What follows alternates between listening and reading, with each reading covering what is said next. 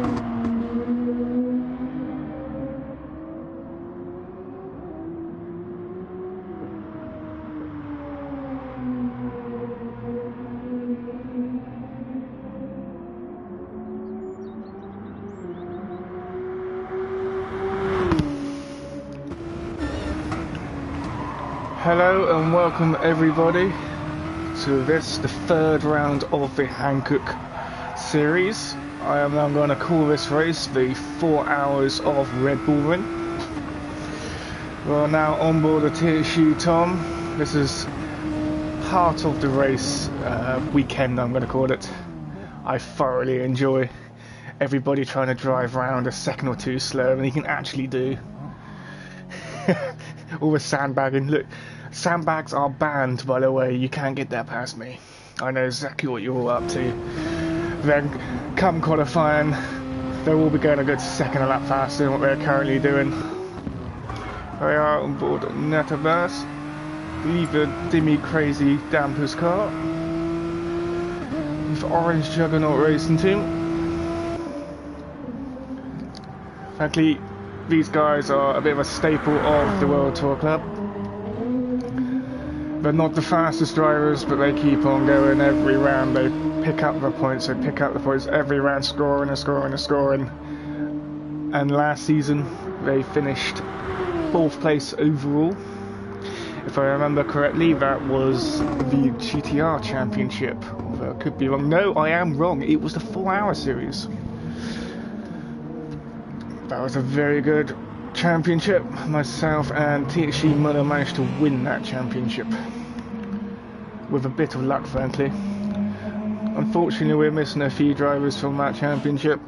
The KWE cars did sign up for this series, however, unfortunately, where they missed the first 2 races, they have now dropped out of this series as well. But I think it's a real shame. I'd love to see them racing. They brought some brilliant competition. Evo Tropic, I believe, he was a very fast driver. He always gave you a yardstick to work to. Matt 2M Racing, new to the series. It's now his 3rd round. I hope to see him carry on not only this series but join other races like the Spa 12 Hours in January. In between the real world Daytona 24 hours and of course the Dubai 24 hours.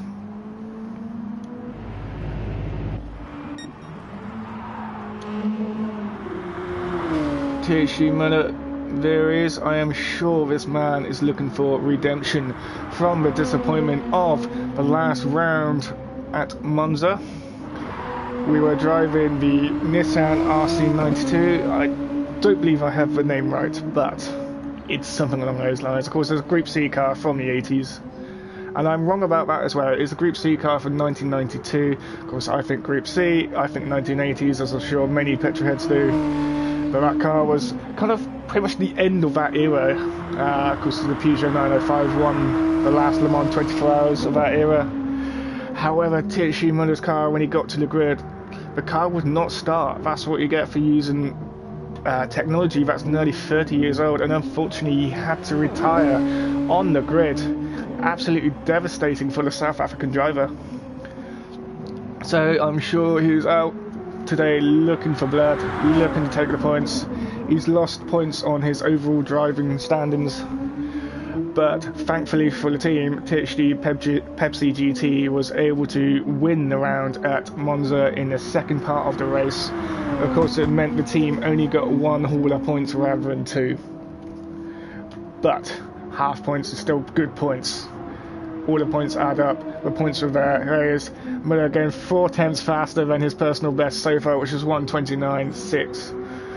So in theory, that should be a 1:29.2 at least, unless he just lifts off the throttle going through here, which he hasn't done yet. But again, I reckon they're all holding back. As a fellow racer, I know what the game you're all playing. Matt 2M Racing currently the fastest lap. Oh no, Muller's done a 28.9, very good lap. And THG Tom has now started qualifying. This is when the real speed will be shown. Let's let the countdown begin.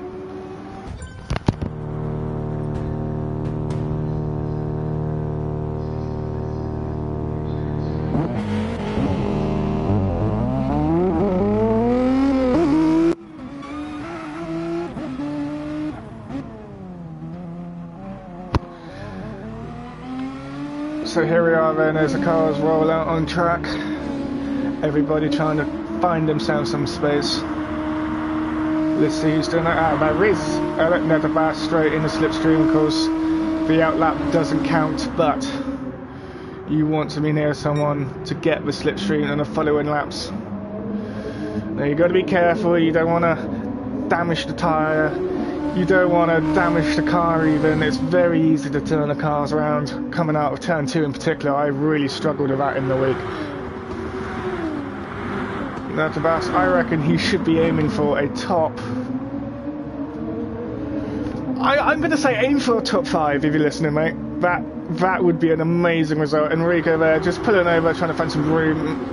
I love this livery he's done on this car. I believe I'm right in saying he did make this. He's made a few of my liveries. He's amazing. It's 2 Dutch drivers in tandem. THD Mike there, car number 21, and the other Dutch driver. It's got car 22 wrote on the side, but car 56 wrote above the screen. Let's see how many times I trip over that tonight. I am THD TSO40, by the way. I've never done any commentary before. I will be hoping to fill the void that unfortunately Paul Walsh, I should say, has unfortunately got other commitments tonight. So he is not here with us. I will do my best to keep you guys entertained. We have 8 cars on the grid. For some reason I was expecting more than that. THG Corey. There's onto his first fast lap. Oh, he's got it a little bit wrong there. Okay. Don't panic about it. Cool off. Just get the legs and arms moving. No need to push it straight from me off. We've got 12 minutes 45 to go. He is THG's most recent driver, rising up through the academy. He did an amazing race series with ART, where he frankly exceeded my own expectations. I should explain I am a THG boss, or team boss. So it's very nice to see my guys out in force. THG Murder first straight away. Go through the difficult left-hander, T4 I believe. Straight on it, he's not messing around. THG Tom tucking in behind. He's probably too far away to get the slipstream.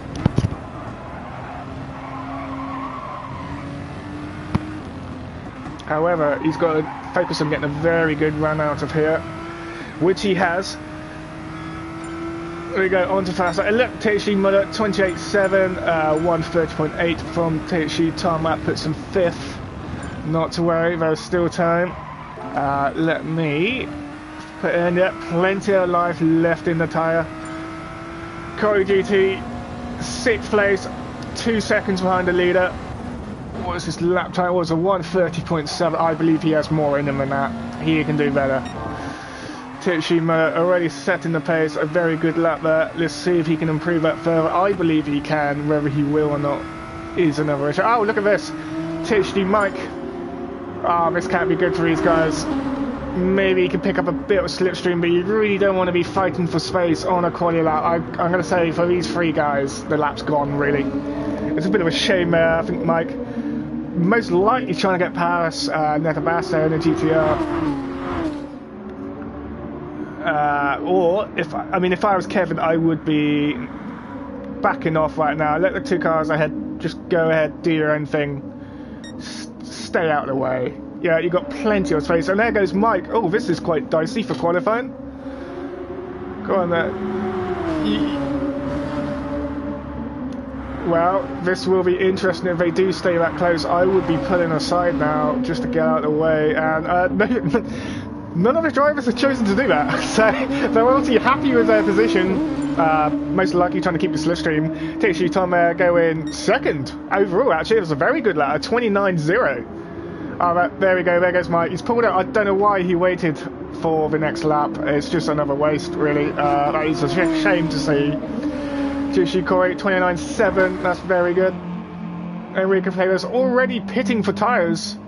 He should come out with plenty of space. He's in the pit lane. Yeah, he's got plenty of space going by the track map. What's that? 3 minutes by the time he's done an out lap and a quick lap. So yeah, plenty of time. He can get a few more laps in. I would have probably pitted later if it's me, just to burn off a bit more fuel. I'm sure they'll all be trying to use as much fuel as they can. Pit, get some new tyres, go out, throw in another fast lap. Kevin, 7th place. I feel he's got more pace than that. He's been held up the last few laps by Netta. Of course, I don't say held up in a mean way. It's just, I always find it quite off-putting when I'm behind someone. I can't quite get the optimal line or something, you know. You start to copy what the other driver does. It's very easy to fall in that trap. There is a bit of space there. Let's go on board. See ya. Oh no, we're on board from there, not Kevin. There is Kevin right behind us. So we've got some good space. Probably, well, he won't be picking up a slipstream from. Oh no, he's got a penalty. He's gone fastest, but he's got a penalty, which is going to ruin his next lap.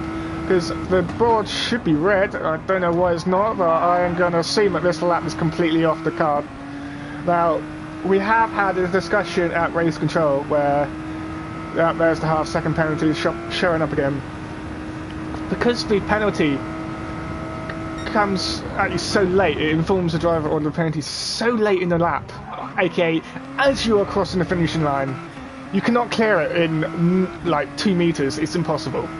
So race control have noticed this, and we will allow the drivers to clock or get rid of their next penalty, the penalty they have between turns 1 and 2, just to keep it fair. We don't want people just jumping on the brakes going across the line. It's dangerous. It would just cause a massive accident. So for once, that is being implemented. I'm really interested in what these guys are doing. In the midfield, Kevin, 2nd there he is. I said he had more pace. He's now 2nd. That's more like I expect to see. That is a very good lap there. A 1:28.9. He's into the 28s. That's really cool to say. You see 2 drives in the 28s. THG Tom, 1:29.0. He's so close to being inside the 28s. He can break that barrier. I know he can break it. Go on, flat out. Go on, push, push, push, push. Get the slipstream of Muller. Take off 3 or 4 attempts. Really push for it. Let's go.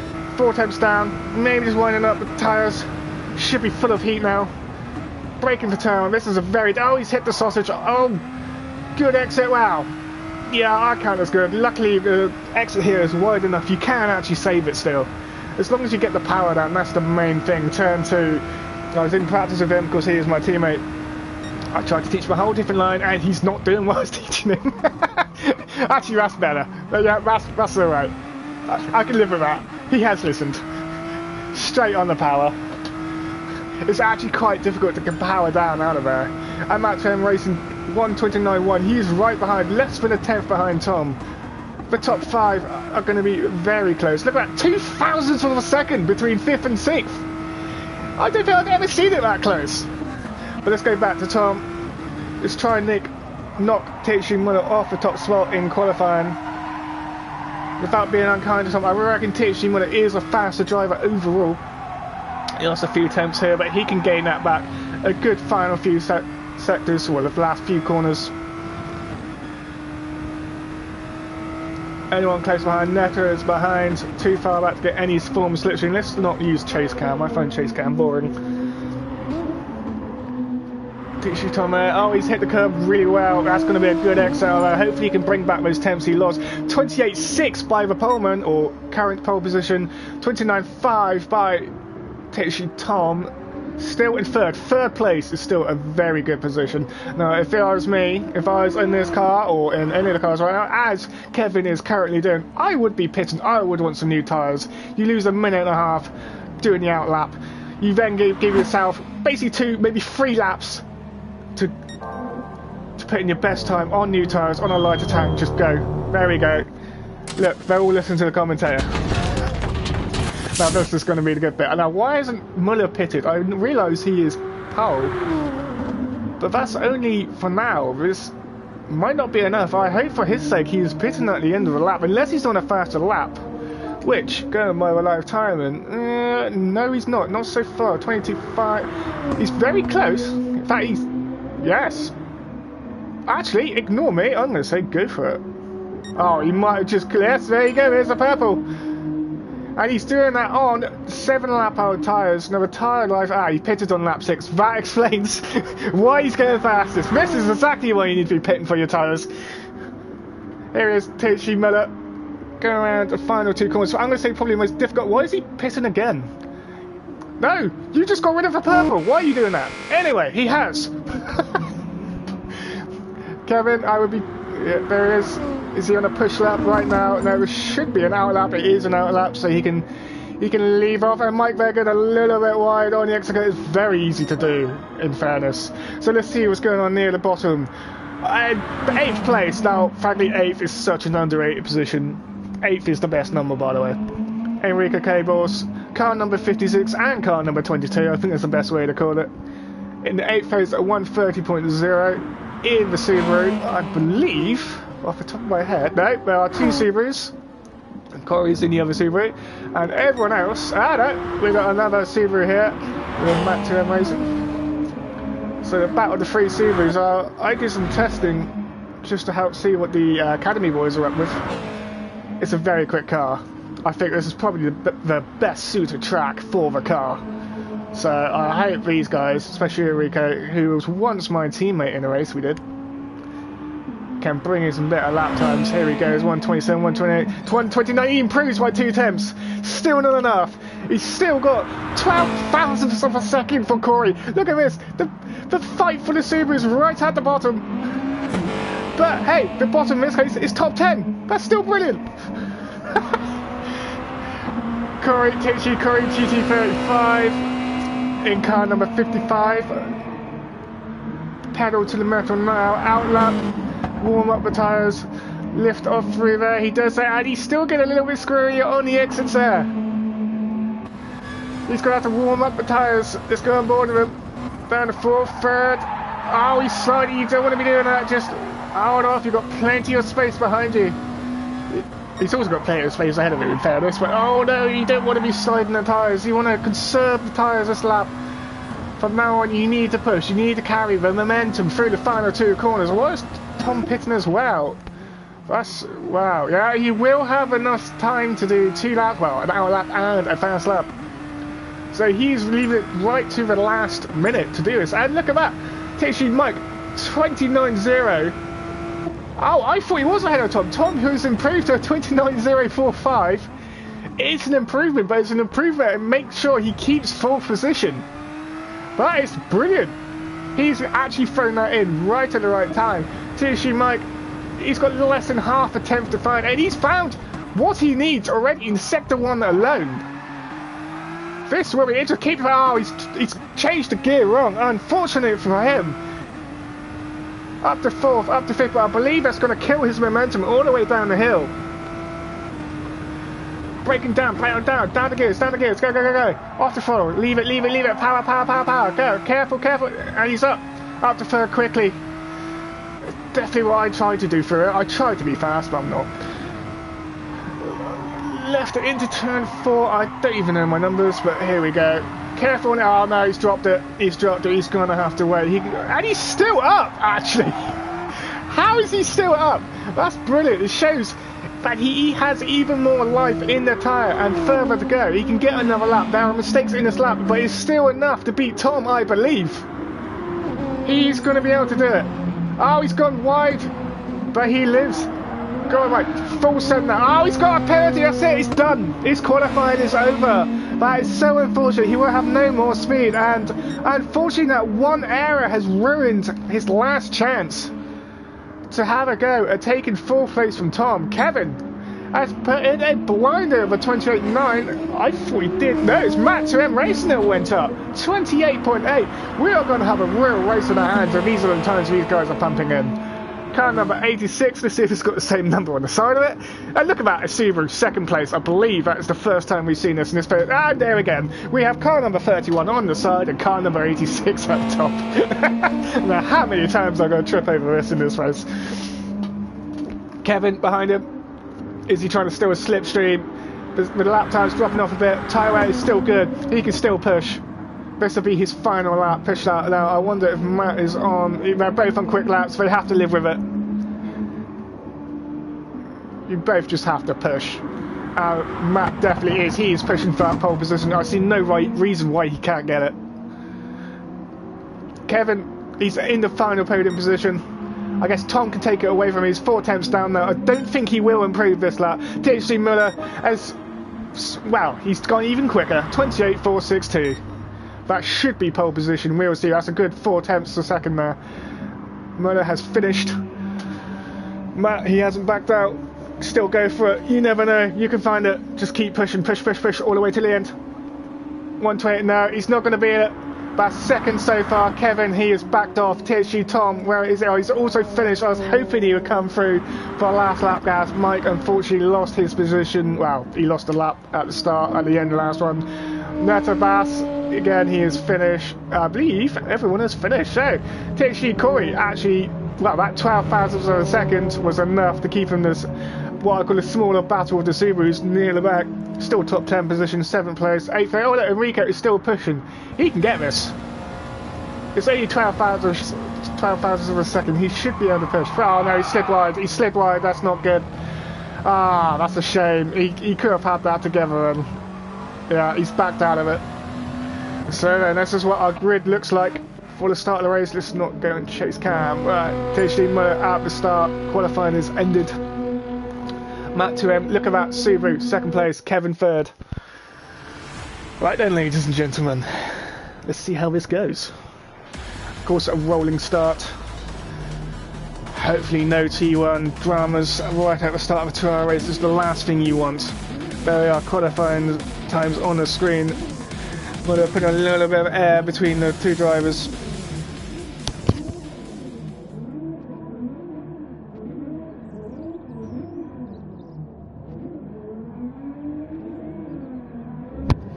There it is, 2 hours on the clock. Half this race is about to be underway. Let's put the display. Oh, it is. Let's go. Let's go. Rolling, rolling, rolling. There we go. Underway. First 2 hours of the Red Bull Ring. THG Muller across the line. They're all staying line astern. Look at that. Muller right on the edge, same as Kevin. Let's just check they all get through turn 1 safely. That's very nice to see. No dramas. Oh, look at that. THG Corey is right on the tail now to pass. He is not hanging around. He's ducking right underneath the slipstream. And unfortunately, Well, that's a shame. I can no longer change camera views. I can change cars, but I can no longer change camera views. Wow, wonderful. Exactly what I wanted. But he decided not to go for the move, which is probably a good idea. Enrico seems to have dropped back there. I wonder if he had an issue. He's got a 1.9 second gap. I know the... oh, look at this, what's going on ahead. TSG. Tom! Oh no, Tom! He spun around Matt! That's not what the driver wanted, and there is consternation at the back. I believe Tom got hit by, I think, Nata Bass. Let's try and find that out. Thankfully, Tom has no... and he's now pushed Nata Bass! Oh, this is not going well for Tom. Hopefully he can just consolidate himself. Try not... well, this is like all the Christmas presents for Corey here. Where is... oh, Corey, see Corey gone mad? No, he's just getting a little bit wild there. Poor Tom. He has no damage. I have no idea how he got away with that. Unfortunately, Matt has dropped from, I believe, 3rd place down to 7th, which is the last thing he will... but, according to the graphic, he has no damage, so that is very good. If there's any good news, it's that none of the cars seem to be damaged. I just want to check, because I did definitely see, I believe Netta, he's not damaged either. Okay, so all 3 or 4 drivers got involved in that turn, what, 3 incident? Unfortunately, the cars are heavy with fuel right now. Certainly doesn't help with the handling. It's probably what happened there. Cold tires, heavy fuel loads. Matt definitely pushing forward already. Hassling Enrico, he's not going to let this stop him. We're going to see the drive back through the pack. This will make it interesting. Not interesting in the way that Matt would have liked, but he's lining up for a move on Enrico Playballs now. He's going to try and round the outside. Now this will be a brave move. And Enrico, he's covered the inside. Will he get the drive out of the corner? And he seems to. He definitely seems to. Of course, they're in the same car, which definitely helps me to have very close to the same amount of speed and power. Of course, all the cars are BOP'd. But Matt is all over his rear bumper. It's a shame I can't look at a replay to see exactly what happens. It seems like Tom just turned Matt around, which is a real shame to see. I know Tom's a very careful driver. He would not have meant to do that in any way. But the fact is that it happens, and it will have to be looked at after the race. 31. I mean, Matt's definitely got more pace, but showing exactly what I kind of want to see what it's going to be like is how easy or how hard it's going to be to pass cars around here. So far, Enrico's kept him behind that lap. And oh, he's got lost! He's lost it! And he's in the wall! No, he definitely has damage. Oh, has he hit another car? I do not believe he has. Oh, that is a real shame. Now he has engine damage. Oh no, this is a nightmare race for Matt. Oh no, I hope he can just reconcile himself, just drag the car to the pits, sell it down, don't just push 100% right at the start, take the new tyres, you may as well. It'll be interesting to see what strategy he does from here. He hasn't done enough of the race to really gain anything from changing tyres, but I would. You don't want the flat spots. You don't want the damage. He's going to lose some more time on the damage course. Engine damage allowed. I think I did smash my own car up from about here. It was roughly a 30-second loss. So Tishy Corey in 5th place after all the drama at the start. What an amazing start he's had. I know some of it you could argue is luck, but it's keeping out of the incidents on the first corner, picking your way through all the damage of about, what, 4 cars involved in one crash? That's not just luck, there's some serious skill involved there. And Tom, a little bit wide on the, well, he took a bit too much of a chunk out of the sausage curve on the inside. He's got to focus on his job now, try and put investigations, all the rest of it, to the back of his mind. Just focus and on the car, attack when he can. THD Mike all over Kevin, and look at Mudder. He's just walking away. He's making this look easy. What drama? I see no drama. He's there, he is purple yet again. Of course, actually, it's lap 3 now, so not every sector will be purple, of course. So that shows genuine real pace right there. And Matt is... oh, what have we got here? We have Mike putting on a attack on Kevin. Matt TM Racing is in the pits, the British driver, probably seething underneath that race suit of his. But Mike is lining up Kevin. Oh, he's going for it. He's going for the inside move. There's a little bit of contact. Now, I would be a little bit annoyed at Kevin, but he was there. I would argue he was alongside. And Mike has done the pass, and Kevin's coming right back at him. He's not out. that was scary stuff there. Mike get a little bit of a switch there coming into the corner. It's a very difficult corner, but he's held the position from Kevin. I believe Kevin is a Max Verstappen fan, going by the 33 and the Honda. Yes, he's got to be. A Honda badge and a Nissan. A little bit strange in my eyes. But anyway, I don't. Look at that. That's a nice livery. And I've already got to the point where I'm talking about liveries. Let's see if he can throw anything back at Mike now. He did have the qualifying pace over the Dutch driver. But Mike already got 7 heads, but Kevin is within the slipstream area. So just focus on the exit. Well, it's still quick, but I believe he's going to get a penalty for that, going that wide. Definitely 4 wheels over if he does not get a penalty. How did he not? Anyway, I believe he should have one. 3 tips down. Mike he's just inside the slipstream zone. No, now Mike has broken the slipstream. Tom is now all over the back of Kevin, who is now defending the position. He does want to get milked now twice in 2 laps. Tom trying the outside move. At least Kevin won't be having flashbacks on Mike, but yet again he's got another THG driver on his tail through turn 2 and turn 3. But this time Tom doesn't quite have what he needs. Is he going for the inside? He's going for the inside. That's a audacious move, but he's done it. He's done it. I wouldn't try to fight him through here if it was me. Tom has it. Just get the slipstream. I don't think Kevin has any damage. He's got clear light yet. Just focus on the exits now if I was Kevin. If he tries it down there, I will probably cover my eyes because I don't want to see. No, he doesn't try it. He thinks better of it. That's nice to see. Good driver then, driving there, factored in by Kevin. It can be done through there, but it normally ends up the car on the wall. I have done that myself. I would argue at the time I was on the inside, but anyway, I digress. THG Tom has now got to focus on breaking the slipstream. Kevin, he keeps going wide. I don't like to see that, to be honest. Because it might, there's the half a second penalty, which he's, in fairness, he is breaking that down now, which is nice to see. Fair driving there by Kevin. Very nice. Yeah, careful on the exit. He's got the power down. He is just within slipstream range of THD Tom. He can do it. He's just got to settle down and work at it. Think about it. He can get if he can get the power out of those corners, he'll have them. THD Corey in 5th place already. Brilliant start. He's ahead of what I'm going to call a little private Subaru battle. Car 55, his tyre wear is very even, I see. That's nice to see. So he shouldn't be fighting too much understeer.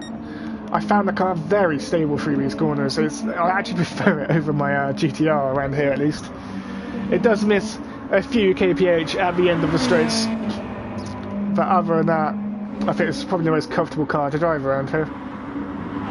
I just hope for Corey's sake he's set the car up well. I know, he's got a little bit wide as I was talking up the car, but he kept it on the track, and that's the main thing. It was all about getting the power out of here.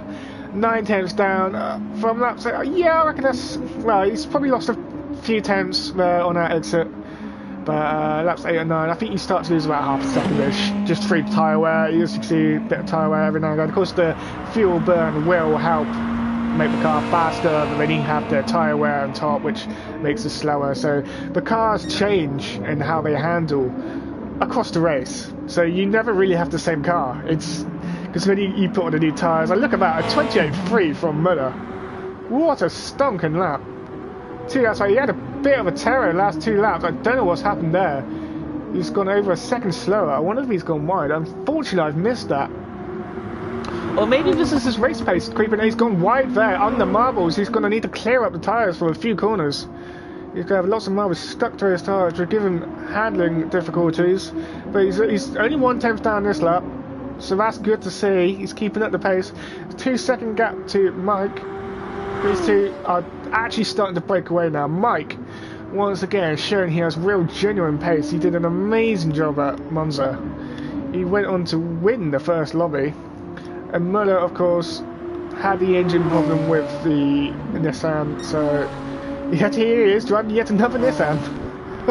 So hopefully this one will keep working for him. Breaking down the second, he's taking a wide line throughout. Doesn't hit the sausage, doesn't hit that sausage. But yeah, because they will try to kill you as soon as you touch them. You want to stay off them, which is exactly what THC Muller is doing.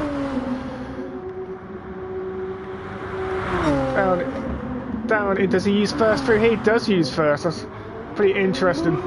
It's quicker for sure. Quickly up to second. He's gapping Mike a little bit. Look at that, very similar tyre wear. I think Mike's is slightly better on the rear. It'll be interesting to see if Mike can haul in him over the course of the race. I don't see why not. I think Mike's... Wow, look at that, a 28.7 from Mike. He definitely has the pace. Last race, so Muller just going out a little bit. 10 or so. 2.8, nearly 3 seconds. Very close to the edge here, I saw. So easy to pick up a penalty for her.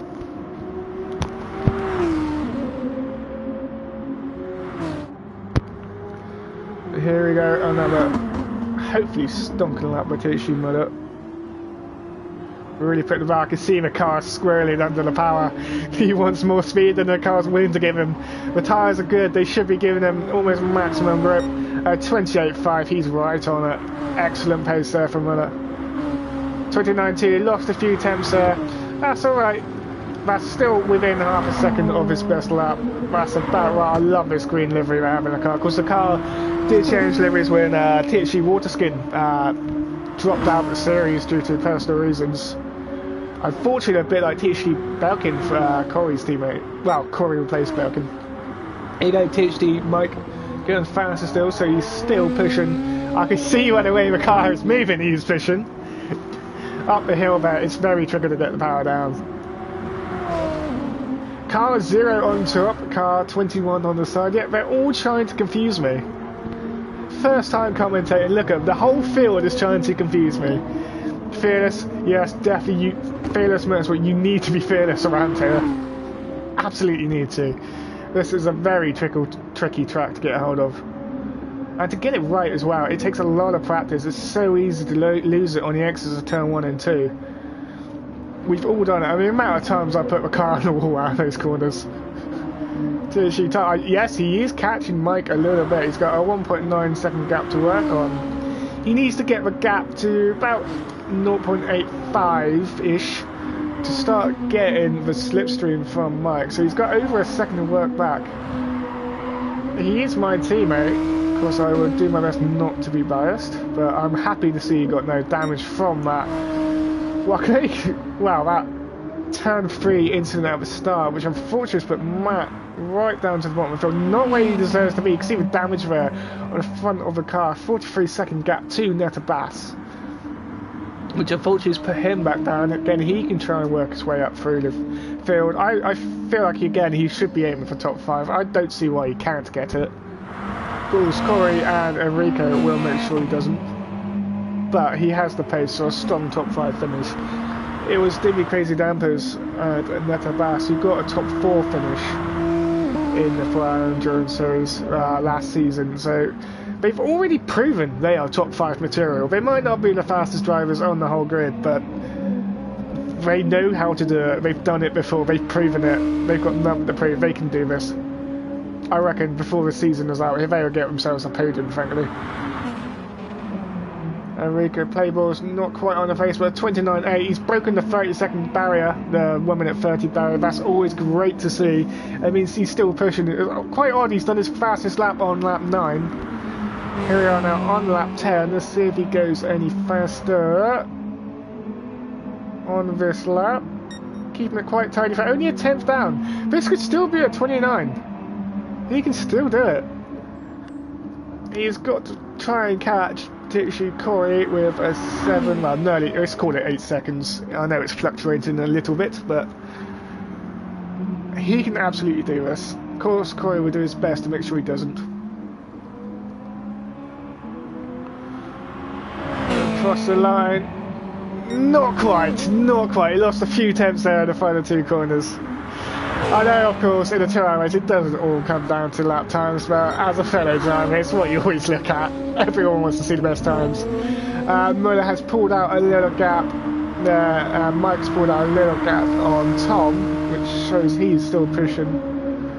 He can and will still push for the top spot. Muller's got to try to keep him check. Very nice delivery there. I believe it's Paulie that made the delivery. I actually got him to make me one. I loved it that much. But I had white in the middle, a bit like the Dutch flag. So, car 0. Nah, that's lies. Here's power up to 4th. Keep it flat, keep it flat.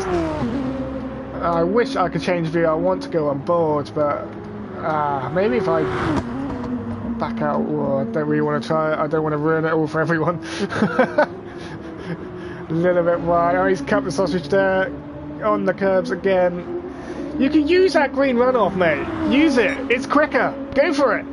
29.0. That's still a very good lap. Unfortunately, I can't see what lap 12 is. Oh, wow. The time screen right there is being very confusing. Lap 9, 12, 11, 12. I believe it should be 10, 11, 13. And I forgot 12 myself. That's because there's 2 of them on the time screen. Right. THG Mike. 29.1. Look at the consistency in that. Lap 10 at 1:29.154. Lap 11 1:29.181. That is brilliant consistency there. 2 laps within 1/10 of a second of each other. I always say 3 laps within 3/10 of a second. That's what I call consistent. Well, Mike is absolutely showing it right there. In fact, he's actually done that already. In fact, he's done it for 4 laps within 5 laps. There you go. He's in the groove. He's got the bit between his teeth. The gap to Tom is come out a little bit, but not a lot. This is still very much a race that is on. I believe it's going to go through the entire race. 2.5. Anyway, it's not all about THG drivers. Kevin here is going faster still. I can't remember what the gap was the last time we looked. 3.4 now. His lap time suggesting that Tom is maybe a bit faster. Yes, indeed, but they are very close together. So that, oh no, he's gone over the curb too much. Ah, now the car's sliding out below. He keeps it out of the wall, thankfully. That must have been a scare. Of course, he dropped 7/10, but we know he can do better lap times than that. He's already proven it. 29.2. See, he does have the pace to catch Tom. And that's it. Using all drive, and he's keeping full wheel out. At least 2 of the wheels on the curb. That's what I like to see. That's the line I like. Using as much exit curve as he can, but he's still keeping it fair. I'm far happier seeing that now. When you're staying too wide earlier, I just didn't like that. I'm sorry. But he's keeping it clean now. That's really good to see. The half-second penalty probably reminded me he's pushing a bit too hard through there. Up to 4th, 5th gear. I want to see what his top speed is. It should be about 240 kilometers an hour. I believe you've reached it down here. 240. Hey, his car's faster than mine. I want his gears. Kevin, if you are listening, please inbox me your gears. I would like to copy them. That's the fastest I've seen so far, I believe.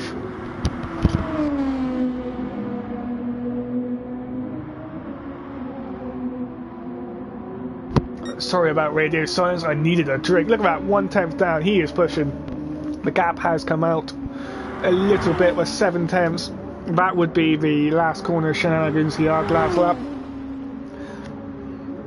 He's still very much pushing. You can see by the way the car is turning through the grid. He's hustling that car. He's trying to make it work. The car is saying, no, I can't do this. The car is saying, no, I can't do this. His tyre is starting to play in a role now. So that will hurt his lap times a bit. There you go, 3/10 is far better. 29.6. Absolutely on the pace. Literally, Corey, 130. That's pretty good going there. Not the fast. He won't catch Kevin up with that, but he's hustling the car. You can see him working it through. He's absolutely pushing. The 130s, I believe, actually is very fair lap time in the Subaru. It's a little bit more difficult to get the lap time out of the car, I found. The thing is 0.178 up. See, what I say, I told you he was pushing. He's actually proven it. That's it, careful on the power, but a good straight line out of here. Let's see what his top speed is. I do expect the Subarus to be a little bit less, but we will see. I didn't quite catch as I was looking. I believe it's like 238. So losing a few kph, but that's not much, and he's probably losing less on the other cars around, because Kevin, as I said earlier, was one of the fastest in the straight line. So I was sort of half expecting the other cars to be around 240 down there, 241 maybe. There's a little bit wide there, over the curve, nice line through there. Tichy, Academy driver, new to the team. Wow, I say Tichy, Academy driver, he's actually just signed up to the team fully now. He earned his stripes first with ART in the Intermediate Championship, I believe it was. He took up several podiums and a win. He then went into GT Fusion last weekend as a new driver. And I said to him, if you could pull off a podium here, I would let you drive for the team full time. And not only did he pick up one, he picked up 3 podiums. A little bit loose there, just too eager to put the power down. Sad to say, he's picked up 3 podiums as if to prove the point, which he absolutely has done. He's really picked up a gauntlet and running with it now. He's putting a lot of time practicing for us. First gear, the best gear to use through there, I found. Nicely on the power, very nice through that. Oh, is he short shifting there? He's short shifting. Probably think about the fuel, unfortunately. Let's see if I can. Right, no, I can't look at what I want, which is the fuel numbers, but I can see on the screen down there at the bottom he's over half a tank through, which, yeah, that does equal about right with what I'm thinking. The driver's probably getting... Wow, I never drove the Subaru for a full tank. He's got to be careful there on the exit. He just went over 4 wheels over the white line. I wonder if he gets a penalty. I hope for his sake he does not. I believe he's got away with it. That's pretty lucky there. That's what I call a penalty place, or a point there. Well, at least with my bad driving I get the penalties there. Again, taking the sausage curb, use it and abuse it. And we go play roast. With that pace, he's on a similar pace to Corey. Corey a little bit faster. He can catch him though. But in his rear-view mirror, he will have Netta Bass on his way. He now gets a penalty, unfortunately for Netta. The Belgian driver, neighbouring the man from Holland, he's killing off some of the penalty. Yeah, he's done it, maybe a little bit off the power edge, just kill a penalty. Now he's put the power down now. He's now charging the car up through to turn 2. Probably one of my least favourite corners on the entire game. Braking down, down, down. Oh, he's staying in second. That's interesting. I believe that's traction control there, kicking through. You want to turn that off, you want to go quicker, mate. However, it is a safety device that's there for a reason. Of course, each driver, each to their own.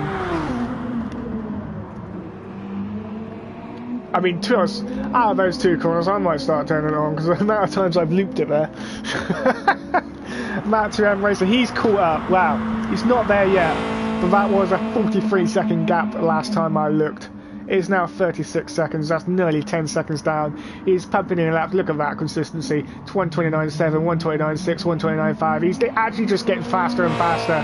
Maybe that 13 is a little bit off the pace. So easy to run wild in these cars, especially the Subaru. I find it's got the pace, but you do have to work the pace a little bit harder, maybe the GTR. However, it's far more stable. As if to not prove my point, he slides the car through turn 3. That is probably one of my least favourite corners, apart from turn 2. So yeah, as you can probably assume, I hate this track. The purple car is getting a thrashing. Car number 86, also car number 31. I'm going to call it number 8631, just to confuse things even more. Top 8, still valuable points. I believe you get points for every position. Top 16, I believe that is right. I should have wrote down all the rules beforehand. So, I'm going to have a quick look down the drivers' standings. And Matt 2M is on 22 points behind ART Doors. So in this race, at least, you should be looking at trying to beat Kevin. Because some of the drivers in the driver stands are from Lobby 2, which I will be hosting later. But in the title, in this race, people he can actually do something about. Kevin should be his target. Let's see where Kevin is. He's got a 2 second. Oh no, this is very bad for Kevin. He must have gone wide out. He's got to try and kill this along here somewhere. I wouldn't leave it all for the braking zone, mate. If you're listening, please slow it down, because you won't get rid of it all from turn 2, sorry. That's an absolute killer. The game is very harsh on the penalties through that. There he goes. 1.3, 1.2, 1.1. I did tell you we'd get it all. Good effort, but he's still got, well, he's got rid of half of it. A little lift there. The Amigos racing team, very good racing team. By the way, I don't believe Kevin drives for them, but his teammate Art Doris F1 does. And this is going to be a slow lap now. I would be killing the penalty between the next 2 corners, because you're only going to go slow and you want to carry the speed onto the next lap. So brake now, brake now, brake now, brake now, brake now. He doesn't. Yes, he does brake now. No, he doesn't. The screen just went away from me.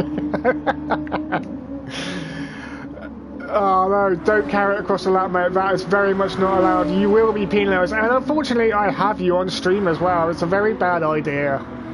Lap 18. So you should be thinking about fuel saving. You can conserve fuel and kill off your penalty. No, don't go across the line, mate.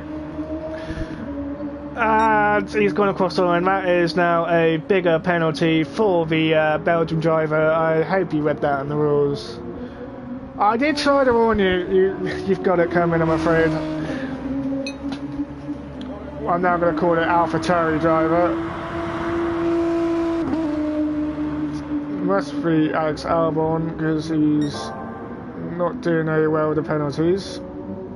At least he hasn't spun it across the grass at turn 4, I guess.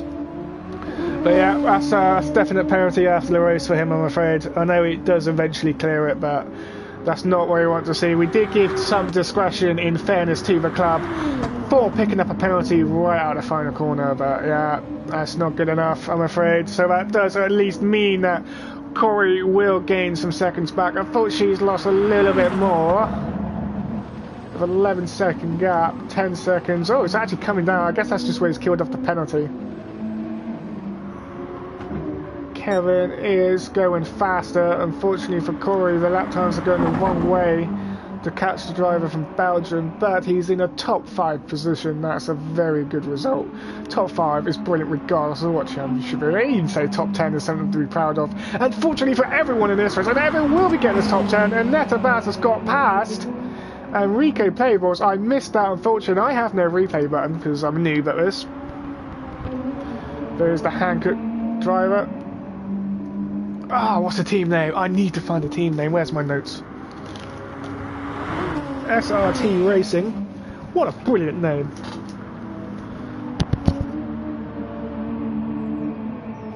Of course, when you think of SRT, you think of Vipers, you think of American muscle. Instead we have, well, I don't know if it's right to call it a Japanese muscle. Either way, he's going to make the horses in that car work for it. He's within slipstream, not quite. I wonder if he can work slipstream battle. Ned is now a second ahead. I spent probably about 4 years thinking the slipstream was a second. It's not, it's about 8.5 of a second. So Netta has definitely got the better exit there out of the corner. He now has a 12.4 second gap to chase down Corey. Not impossible.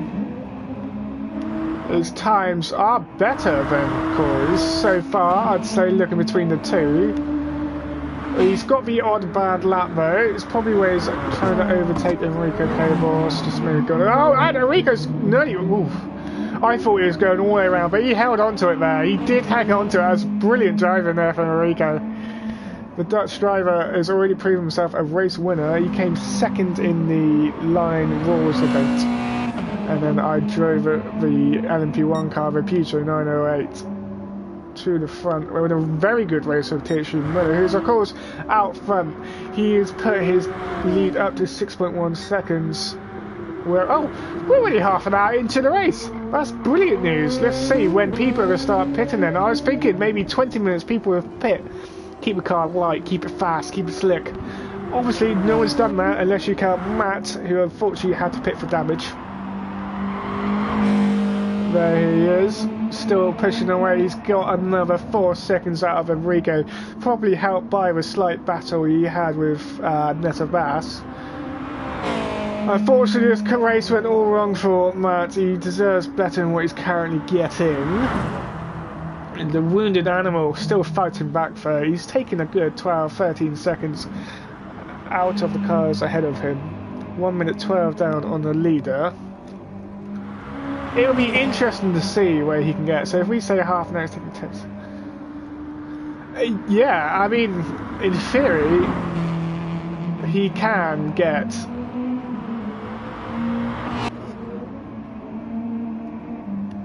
Maybe top 5 is a little bit too far away. Maybe. But that doesn't mean you should aim for it. Shouldn't aim for it even. I see no reason why you should. Absolutely push it, mate.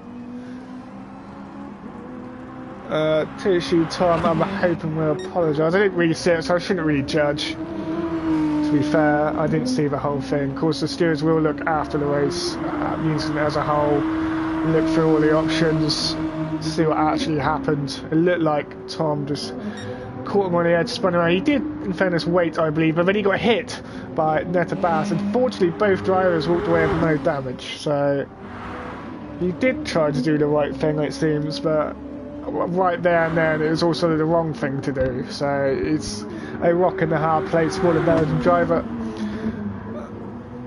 He's now again losing time on THD Mike, but that's not much. He hasn't lost much time, in fairness. Maybe a second every 10 minutes or so. Maybe not. 4 seconds. Okay, it looks a lot on the track, but one mistake. You hit a softer car wrong, that's it, you're done. That's 4 seconds, evaporate very quickly. Look at the tyre wear on Mike's car, that is not good. Tom has slightly better tyre wear, Muller has slightly better tyre wear. That is proof that Mike is working the car, but unfortunately the car does not want to do what he wants to do. I'm going to call him a Hulk, absolutely fearless, pushing the car regardless whether it actually wants to push forward or not. But he's still going for it, third gear. Over the social curves, still kept his foot on, like I said, like the team name suggests, absolutely fearless. 7.5 gap to the front with lead man THC Muller doing everything right. He's still pushing past the 13-minute barrier. That's very good driving. Getting a little bit low there in the tank as to be expected at this point in the race, but the advantage that THC Muller has is that he can now just run his own race. The cars behind are far enough behind where he doesn't have to worry about what they are doing. The incident at the start slowed, I'm going to say, most of the cars, at least 4 of them, which is in this case half the grid. So that definitely helped him. He's just been able to plug away, do his own thing. There is the South African flag there on the rear of the car, and 6 tenths down. That's to be expected with that level of tyre wear. On the racing soft tyres, I personally prefer these tyres, they're my favourite. Be interested to see if anyone else does change tyres. As in tyre compound, that is. Of course they will change tyres in the race. Nice little touch of livery I've only just noticed. It's got the driver names on the just behind the rear window shield. Go out to turn, using the curb, using all the curb there. All 4 wheels on it. He's still pushing like a demon. Speed rules there on the rear of the car, THC Pepsi's company.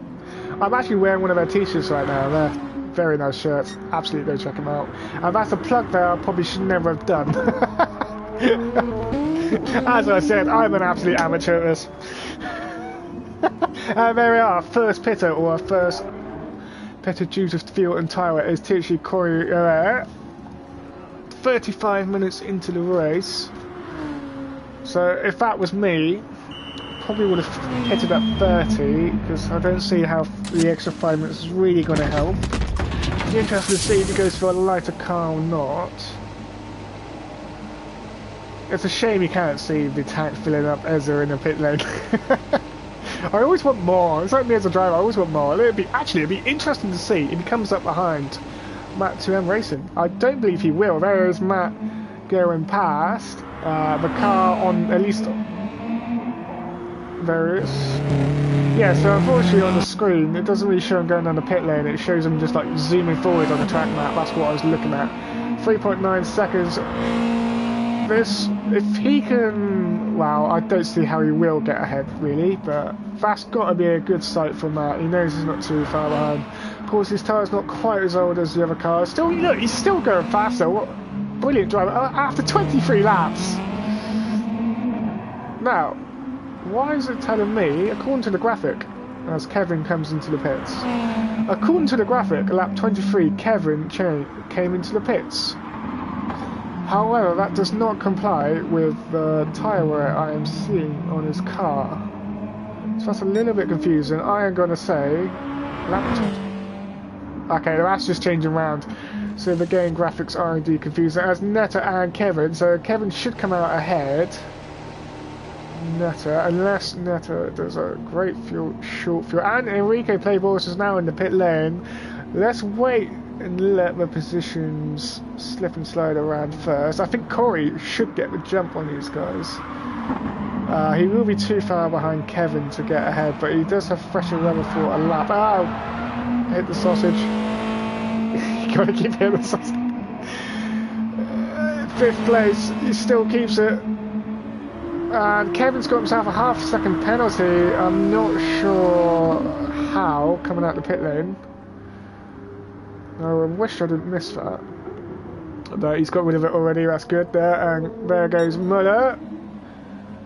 1 hour 22 to go. 25 laps, that's really good there in the fuel consumption, that's really good. Excellent strategy there. I believe that's, no, Tom's getting further. Tom, what are you doing? Have you got fuel? Well, according to the fuel tank at the bottom there, you haven't got much, mate. So I expect him in soon. Car number 79, but car 0 on top. Look, the whole grid, as I said before, is trying to trick me. Kevin on the better rubber. He will be pushing now to take some chunk of time out of Tom. And why not Mike? Mike is now leading because Muller's in the pit lane. Tom is only 3, so he's gained. Tom has gained on Mike. Surely, yes. Mike's had a few bad laps there, so that's really interesting actually, because Mike has dropped off a lot of time the final few laps. So that does suggest that tyre wear is really forcing him to struggle.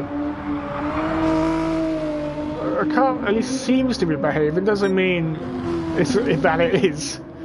Unfortunately, I can't go on board. I'd like to see his wheel movements to see how much he is fighting the car.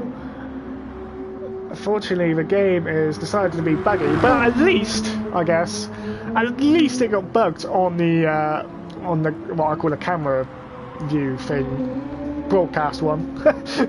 As you can tell, I've not rehearsed my lines as a noob, being very newbie. But 2.8, so Tom has gained even more on that lap. Now this will be interesting to see how much longer Mike can go on lap 27.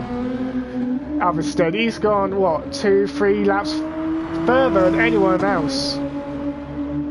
2.8 seconds ago, he's losing time, but this could be a masterstroke by Mike. Let's see what happens. That means he's going to lead, well, definitely 1 lap for sure. Hopefully 2. Let's see, so Corey is 11 seconds back on Kevin. Kevin currently doing 29.1, so that's very good pace there. I reckon he can get that back into the 28s. I reckon this will be a 28. Come on, Kevin, don't let me down here. Oh, no! He spins, he keeps it out on the wall. Oh, that was a curse on the commentator right there. Come on, Kevin, show me how it's done. And he nearly puts it in the wall, but he did not put it in the wall. Very good reflexes there. He's got the reflexes of a cat. That wasn't luck, that was driver skill there, portrayed by Kevin KM32.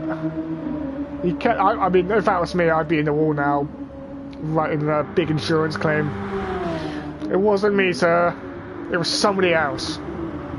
But no, Kevin kept it going straight.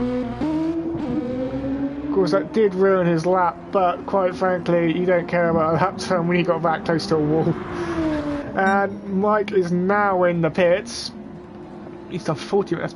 very good driving there. But it did cost him some time, so TC Muller will definitely take over the lead. Kevin, I'm mixing up my words, Tom even. Sorry Tom, I forgot your name yet again. Now this will be interesting to see if Tom gets ahead of Mike. Now I think the maths does work out, he does get ahead. But he will definitely be close because he's a further 15 seconds behind. This will be close on exit. I reckon Mike will be 2 seconds ahead. Maybe. It depends on how much fuel he takes, of course. I presume he takes tyres. Well, not quite a full tank, so should be ahead of Tom. He is ahead of Tom. He's got plenty of breathing room. That shows the commentator does not know what he's talking about. He's got even more room I predicted, of course. Yeah, I was expecting about 2 second gap, if that. Of course, you can bring in the fact that Tom, who's just done a 28.7, or would have gained some time with the fresh rubber and that. So, but that last time I remember seeing it was a 3.6, so another second down. But he did take on more fuel. Look at that. Tom has more fuel, so he, in retrospect, he did gain time on a lap, but he's lost out in the pit lane because Mike took on more fuel. So this is maybe Mike thinking the tyre wear was diabolical last time out. Slightly lighter car. I know it's not a huge amount of difference with the fuel, but slightly less fuel, slightly less weight, maybe faster, better car on the tyres. We'll see. I wonder if he's well, he should, with only, well, less than an hour to go, well, less than an hour gone even, he should definitely be looking at pushing it ahead. Lap 28 now. Just, well, the lap time is going between 11 seconds, let's call it. Muller now pushing, careful on the throttle there, using second gear, third, fourth, up to fifth. I want to see what his top line speed is. This man is a mastermind with the gears. Let's see if this is the fastest car. Of course, we're running wrong straight at the moment. That's still very good. Look at that. 237, breaking down the first. Careful on the throttle, Muller. Careful.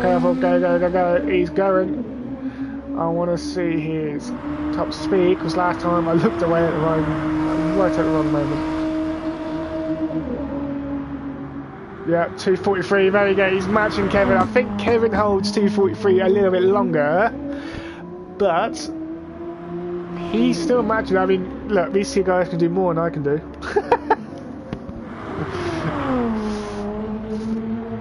Mike there, pushing on.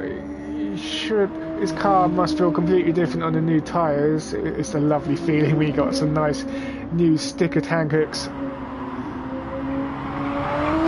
I can still hear him screaming though. Left. 6 tenths down. I'm surprised he's dropped 6 tenths on his times with new tyres and a lighter car. So that is completely going against what I've been talking about the last 5 minutes. But let's assume it's a slight driver error. Of course, very easy to do around that part of the track. Careful on exit here. I just want to see this lap time before we go down to Enrico. And look at Matt, he's out front. Has he changed tyres? He's not changed tyres. I know he pitted like 3 or 4 laps in, so I reckon he will be pitting soon. So it's not completely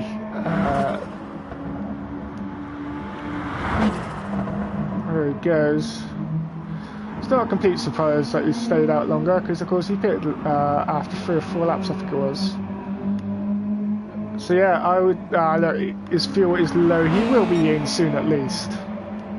8 tenths lower. Yeah, that's about right for his time with the race.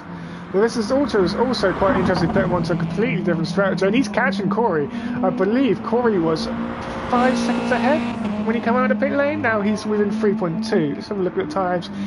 They are very close, very similar at times actually. Maybe Matt just catching Corey a little bit. However, Corey can breathe a little knowing that Matt will be pitting soon. Of course, the fuel burn for Matt will help the lap times, but of course the dead tyres do not help. So once again, it's one of those seesaw effects. You got a lighter, faster car, but you got ruined tyres, ruined Hankooks that are begging to be replaced. He's got to be careful on the power here. Sort of gear he enters this corner on. I want to go on board right now. Staying in fourth very nicely through there, careful on the power as he is, and nicely through. Now, if this was a GTR, I reckon he'd be screaming out for new tyres, because this car, particularly through these corners, was definitely better. Is he pitting this lap? I reckon he might be. Yes, he is pitting. So he over his next stint, over the next, let's call it 30, maybe 40 minutes, but he's on a different time scale, so, well, if we call it 30, 35 minutes, keep it somewhere in between, I reckon he's going to be looking at getting ahead of Corey. He's got 4 seconds, let's say 5 seconds to get ahead of Corey to work in. Maybe he could do that at the back of the grid, maybe, but he can still work those times better. He can push without Corey really knowing what Matt is doing. So this could be interesting, because he should be able to have a very light car at the end of the race. Just filling up the tank. Let's see what Muller is doing in first. Oh, he's coming around to lap Matt. No, Matt is on his way out of the pit lane, so he doesn't have to worry about blue flags yet. Is that Fanatec right in front of the car? Does Muller use a Fanatec? I don't believe he does, so my message to Paulie, please put Thrustmaster on there also.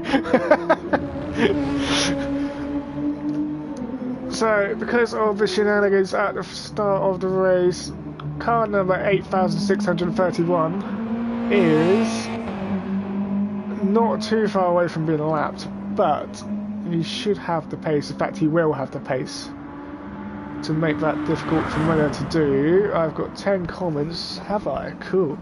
I'm going to see if I can find what people are commenting on the stream. So, forgive me now, whilst we're watching Matt. I will see if I can see what you guys are saying. Probably complaining what a rubbish commentator I am, but let's find out. Matthew Pig saying Nissan R92CP. Yes, indeed, I got the name wrong. I knew I got it wrong. It was roughly there. Of course, Matt, very much a brilliant driver in the Sports Car Worldwide series. He's also doing a lot of testing for the Spa 12 Hours by the World Tour Racing Club. A race in January. Off the top of my head, the race is on the 22nd of January. I should really be fact checking this. Right, just ignore me for a second whilst I look this up.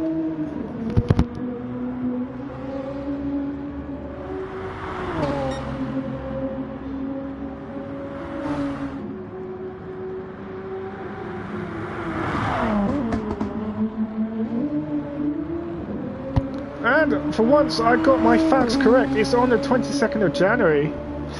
So if you're in this race that you're watching now, or you're enjoying a stream and you want to race, get in, sign up.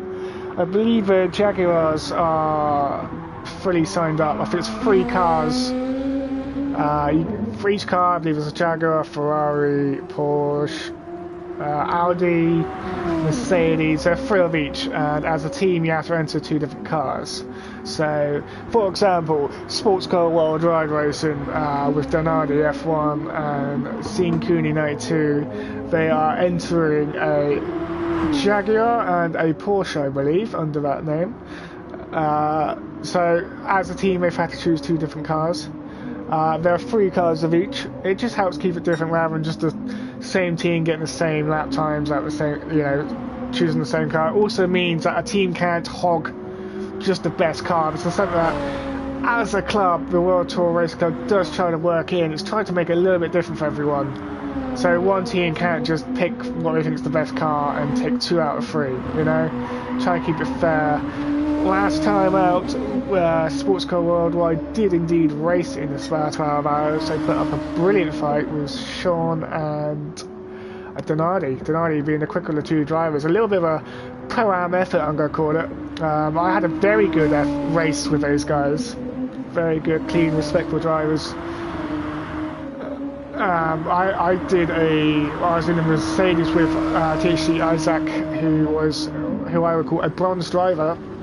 I was able to get the Mercedes to the front of the grid with a bit of luck, frankly, in my stints. And then I was able to watch Isaac take over. That's a good thing with these races. You don't have to do it all on your own. You need a teammate, a bit of teamwork, a bit of cooperation, a bit of tuning, a bit of helping each other. You can set up different like styles, I guess. So you can have like a full pro team to the best drivers you know. So THC we had, THC Miller, THC Pepsi GT, the same driving team we have in this series, very much going for the wins. And then we had, I think it was Danker and Tom in the Porsche, 2 silvers together. This series it's myself and Tom. I call it a silver, and forgive me, I'd say I'm a very good silver. Again, bring in like a different sort of etiquette to the racing, where you can have like little private battles throughout the field, like I did with the sports car world, right guys? I knew Isaac didn't quite have the pace of the sports car team, so I then had to try and bring back the time that we lost. I had to, Mike's off in the grass there. He's having what we call a grassy moment. All 4 wheels on the grass. I'm sure Matthew and the guys will be laughing and saying it's not just me that goes on the grass all the time. How did that even happen? My guess is he got squarely out of turn 1, put the power down and managed to keep it out of the wall, but now he has THC Tom right on his tail. So this has brought Tom right into the mix. He will definitely be getting slipstream now. He gets closer but can't do anything about it. So this has opened the race up for the 2nd place podium spot right up. See, that's all it takes. It looks like you can have a 4-second gap and you can feel comfortable. All it takes is one moment, a little spike of too much power for what? A millisecond, and suddenly Tom is right on the back bumper of THC Mike. That's all it takes. Is one single lapse of concentration, a twitch of the foot, and suddenly he's got lots of pressure on him. The mean green Hulk machine, I'm going to call it. Absolutely pushing now. He has to. He knows he has to. Tom can see the weakness. Blood has been spilled all over the grass. Now Tom's going to try to put the bit between his teeth and go for it. I want to be on board with Tom, but the game's not letting me. Curse on the commentator. I've cursed myself, but there he is, absolutely pushing. Tom, be careful on that exit there. He's done it. He's done a very good exit. Not over the sausage curb. He's right in the slipstream. I think he's a little bit too far back this lap. Well, this corner even. He's a bit too far. And a purple there from Tom. Showing he's now absolutely pushing. Go on, Tom. Get a 28.2. Go on. You know you want to. Go on. Take that fastest lap time away. Of course, you get a 0.4 fastest lap, which will help Muller in his charge back through the field in 1st place. Well, he didn't have to charge back through the field because he started 1st in the 1st place. Tissue Tom still keeping the pressure. Mike even has managed to get a few attempts back, but it's still not quite enough to break the slipstream. Tom should be enjoying, because now the slipstream is probably more of an issue than a help, because it will be wiping out the front of the car. So he dropped half a tenth. He's still very much on it. This has definitely perked up his interest. He's still pushing. Now I want to go on board, but he's dropped some time now, so now Mike is outside the slipstream. Mike putting in probably the lap of his life now to get away from Tom. He's done enough for now. Whether he can keep it, just be careful on the exit here. And yes, look at all that exit there on the back. I love seeing that. The fact he's used the entire track and more because it's there. He's done it. He's 28.7. Wow, brilliant lap. Only a 10th off his best. He knew he had to get that time back after dropping a little bit on the sausage curb there. Let me go on board. I want to see him working the wheel. He is putting up new, well, I say new, Teishi Sonam, his 2nd driver, into a very strong position, which is exactly what Sonam wants. He actually won the World Tour Racing Club's only race around here. I think that's a fact, a correct one, rather than a fact I've just made up. No, it's not even a fact. I've still got the fact wrong, because I won that race. So Teishi Sonam put in still an effort in, I believe it was a 4GT, the Group 3 car. And I was 10 seconds back or so on the very last lap, and unfortunately Muller, after I think Sonam was lapping him, got his braking wrong. I believe around just corners just gone, hit the back of Sonam. Although the replay showed he didn't hit him, so a little bit of space lost in the world of the internet somewhere, and that was enough to give Sonam damage. And I drove past them both. And couldn't believe my luck that I had fucking lucked into a win, because I just didn't have the pace. So we know that THG Sonam will be strong around here.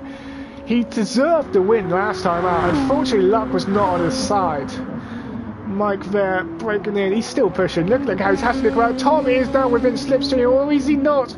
Not quite. Come on, Tom. Push. Goes 28. I know you can do. Oh, now you've got a penalty. Now get rid of it, Tom. You don't need to be doing that. Off. Get rid of it. Go. There we go. He's listening at least. It shows he's pushing. He's using the whole track. Look at Mike ahead. He's very much closer on the grass. Kevin now 12 seconds back. His lap times are, wow, slower and better. He's there or thereabouts. Unfortunately, he's not taking enough out of Tom to what he wants to do. He can catch up with his fellow Belgian driver. I believe he can pace-wise. It's just whether he can use it. His qualifying time was very good. So I feel he can do it.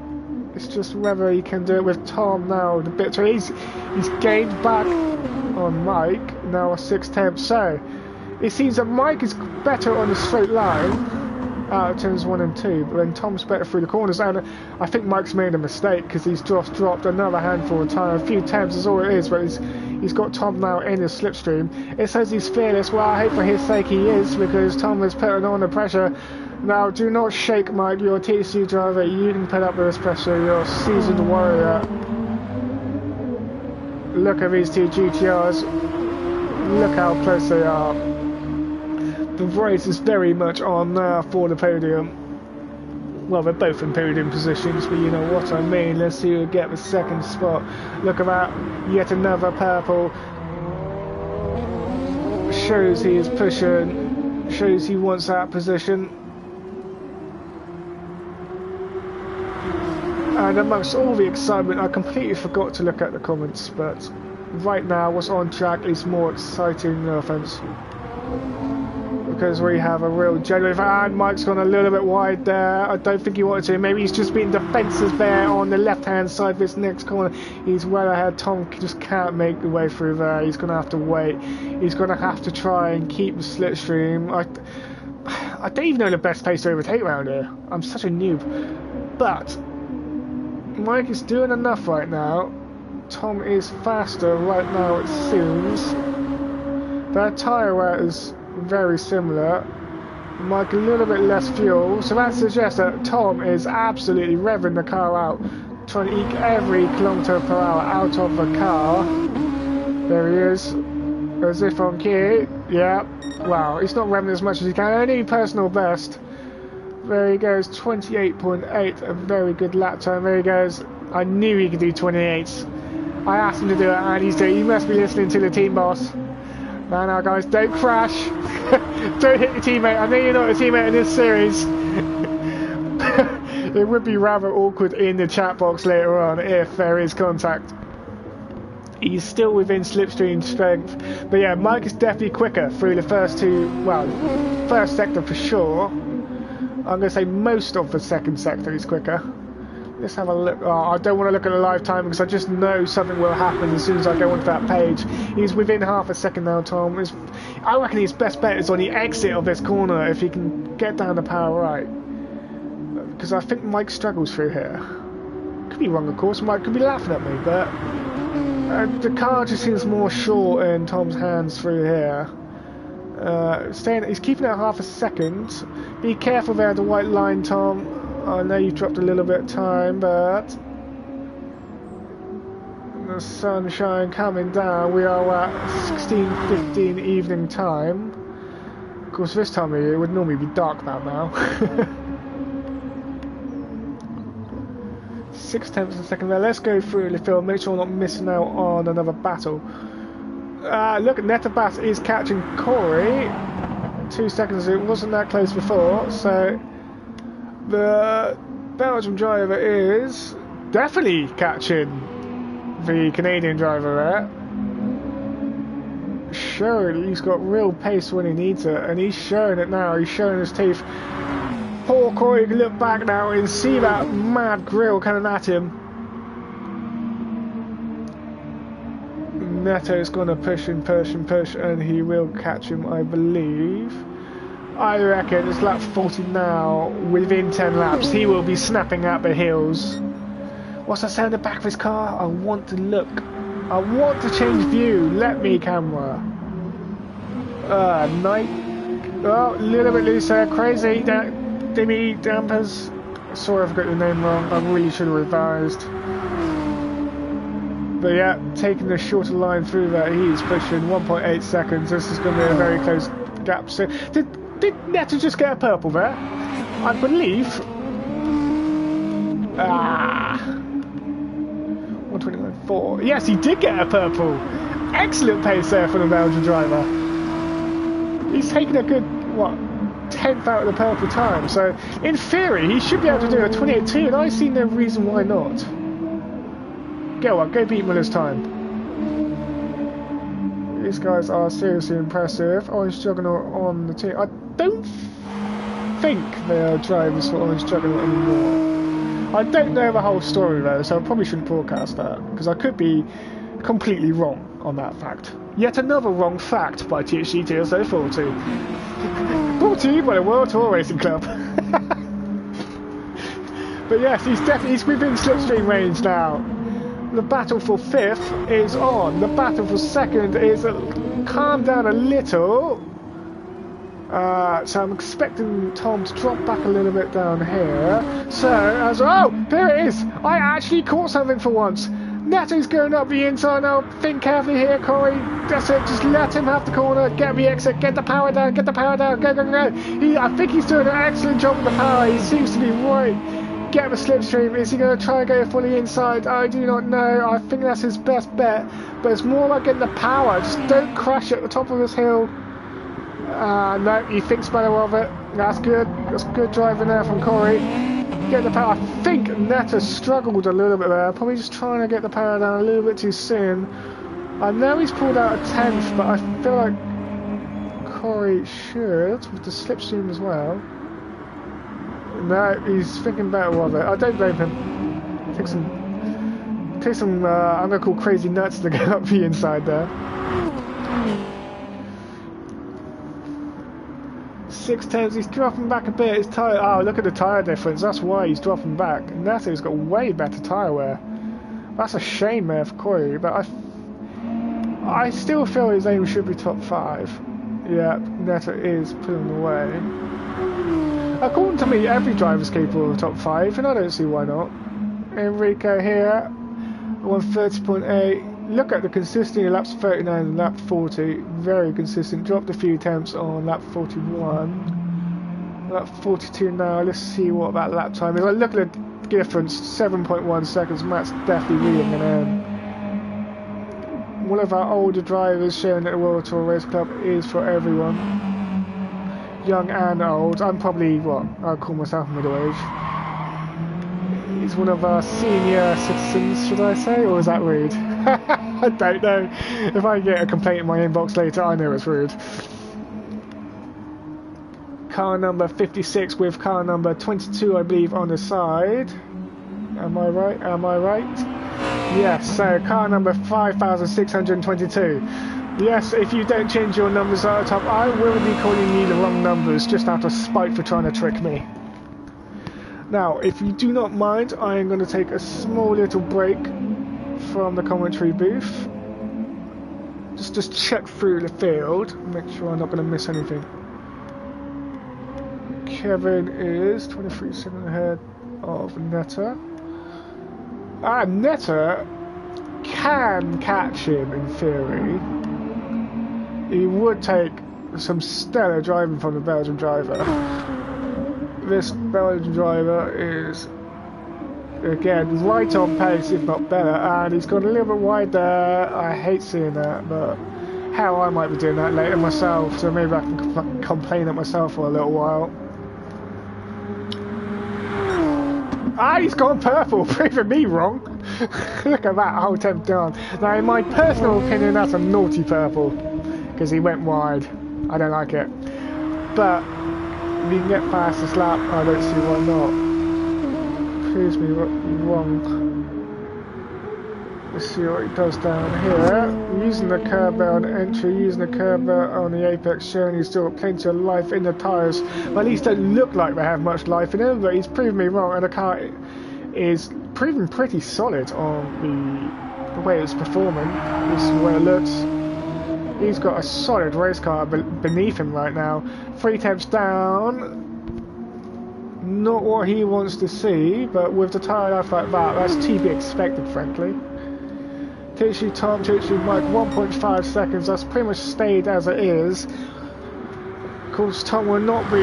Well, he probably will be wishing for a little error by Mike to reel him back in again. It would give us a little fight back, I think. Mike now getting a bit between his teeth, throwing in the times. Look at low 29s all along. From that, wow, lap 39, 28.8. All the way through to lap 45. Let's see if this is low 29 as well, just to see if the car is still beneath it. I believe it should be, going by the tyre wears. A little bit more wear on the front, but that's to be expected, at least in the GTR. Of course, the engine is at the front of the car, therefore it's a little bit more weight hanging over the tyre, over the front. You know, a bit more. It makes it more difficult to balance, but so I would say front tyre wear is to be expected. Car number 210, I'm going to call it. Tushy Muller keeping out front, 16 seconds. Can anyone beat this man today? I believe not. He can probably beat me. He's doing an absolutely amazing performance. He hasn't put a foot wrong, and he's been over an hour of racing now. I will go take a short break.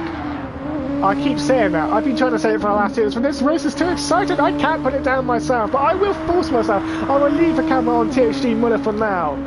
Watch what this South African driver is doing. He's not put a foot wrong. So let's see how he does. He's the best driver out there right now. And that's factual because he's 16 seconds ahead.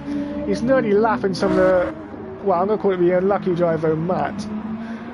Eric being a little bit slower, but this is going to be a battle that's going to come to fruition.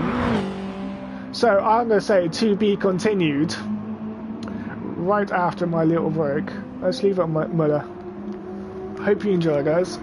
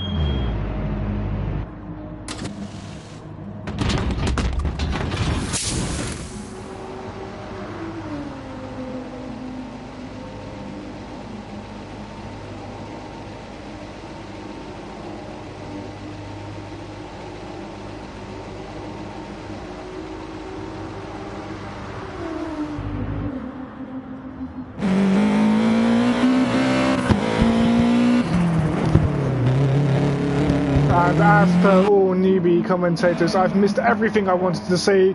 We now have a change of position for second place. Tom's got past THD Mike. I only noticed it when I saw Corey coming out of the pit lane and swapping position. That's really good driving there from Tom. I believe he probably did it on good driver. I would say he did it on good driver. Unfortunately, I don't have a replay button, so I can't even go back and see the amazing move. I want to see the move on lap 48 most likely. Mike will definitely try to come back at Tom there. He's definitely got the pace. So, and there's Netabat and Kevin also pitting. Kevin there, at the end of his fuel tank. See, Nessa had a bit more fuel, possibly an extra lap, but he's in anyway, regardless. Now, it'll be interesting if Matt comes out ahead of Corey. He has, so he's got to try and get that 5-second gap. I'd say he's probably already close to it. If he can keep that, and then pin, kind of do the over jump on him. I reckon he's still fighting tooth and nail. Tom with the upper hand for now. In a 13-second, that's Muller lost. He's lost time. He's lost about 5 seconds somewhere. Why has he lost? What? Yes, his times are a bit slower, which is to be expected, but... Oh, Tom off! Oh, no, he's going to get a penalty now. What I don't want to see happen is for Tom to get a penalty under braking, the car to ghost, and then cause a crash, because the game has ghosted the car. And Mike's up the inside! Be careful here, guys. Be careful. He is careful. Thank the Lord for that. I should be saying that on stream, but Mike got a better run. I think he's going to be going for a move now. I want to go on board. Let me go on board. Right, I cannot. The game hates me. Already knew this, of course. Mike lining him up. He's right under his rear bumper. Tom now definitely feeling the pressure. And Mike's getting a bit squirrely there. Oh, no, that's Kevin. Tyre wear. Yeah, he's got less rear tyres. Possibly what contributed to him being passed on the exits there. I wish I did say it. I'm now going to step away for what, not 2 minutes, and the whole race changes.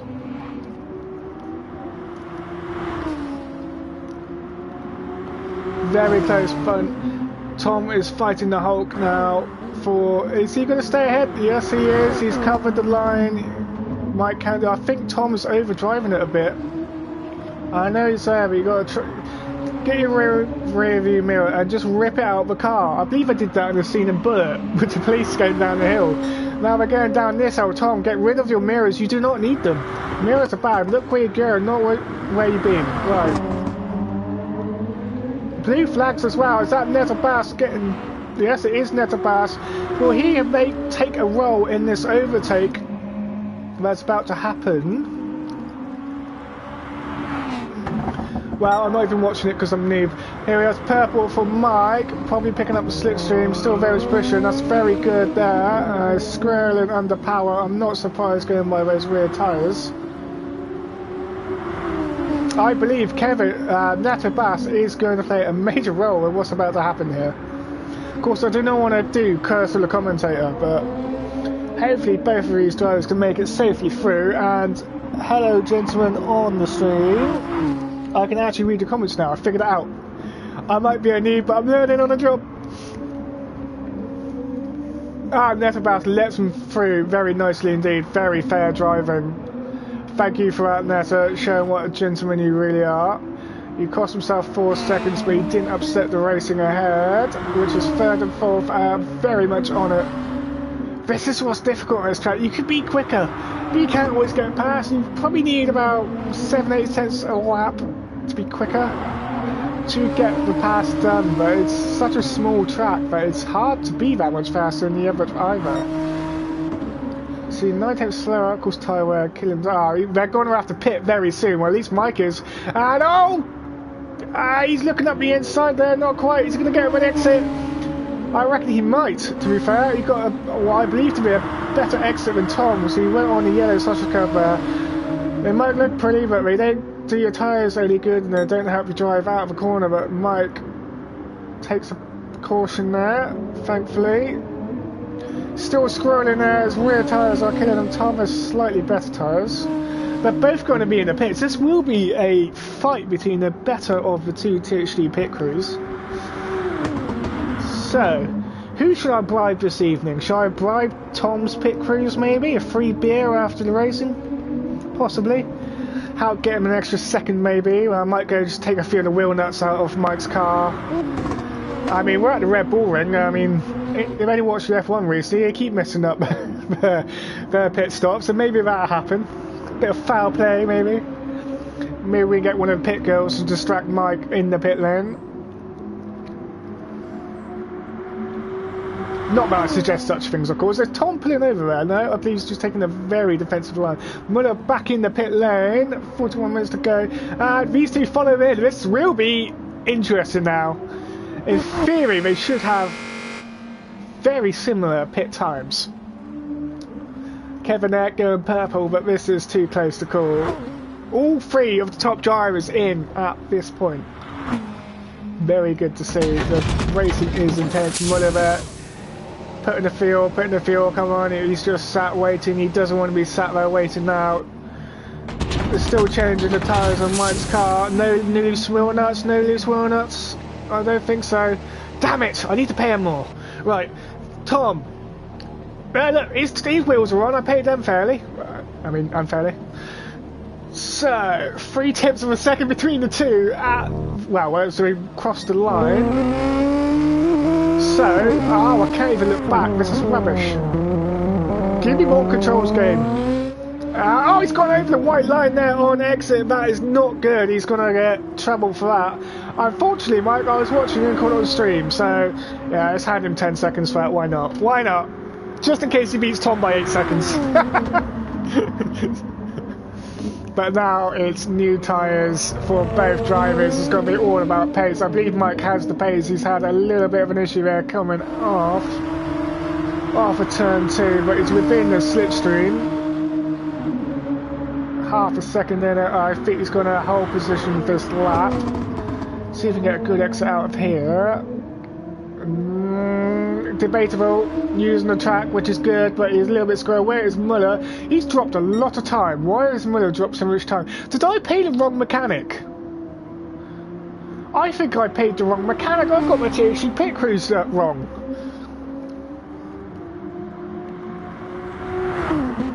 That's why he's dropped so much time. I want his awful wheels on the wagon. He has. Where's Matt? This battle's too close. I want to see what Matt's doing, but I don't want to take my eyes away and miss another overtake. The Red Bull Mobile Corner, I don't know why it's called that, but they're both out of it cleanly. Definitely within slipstream. There's blue flags as well. I wonder who that is for. There's nobody close on the map. Follow each other. I think Tom's gone wrong. I think Tom's got this is Mike's chance. This is Mike's chance.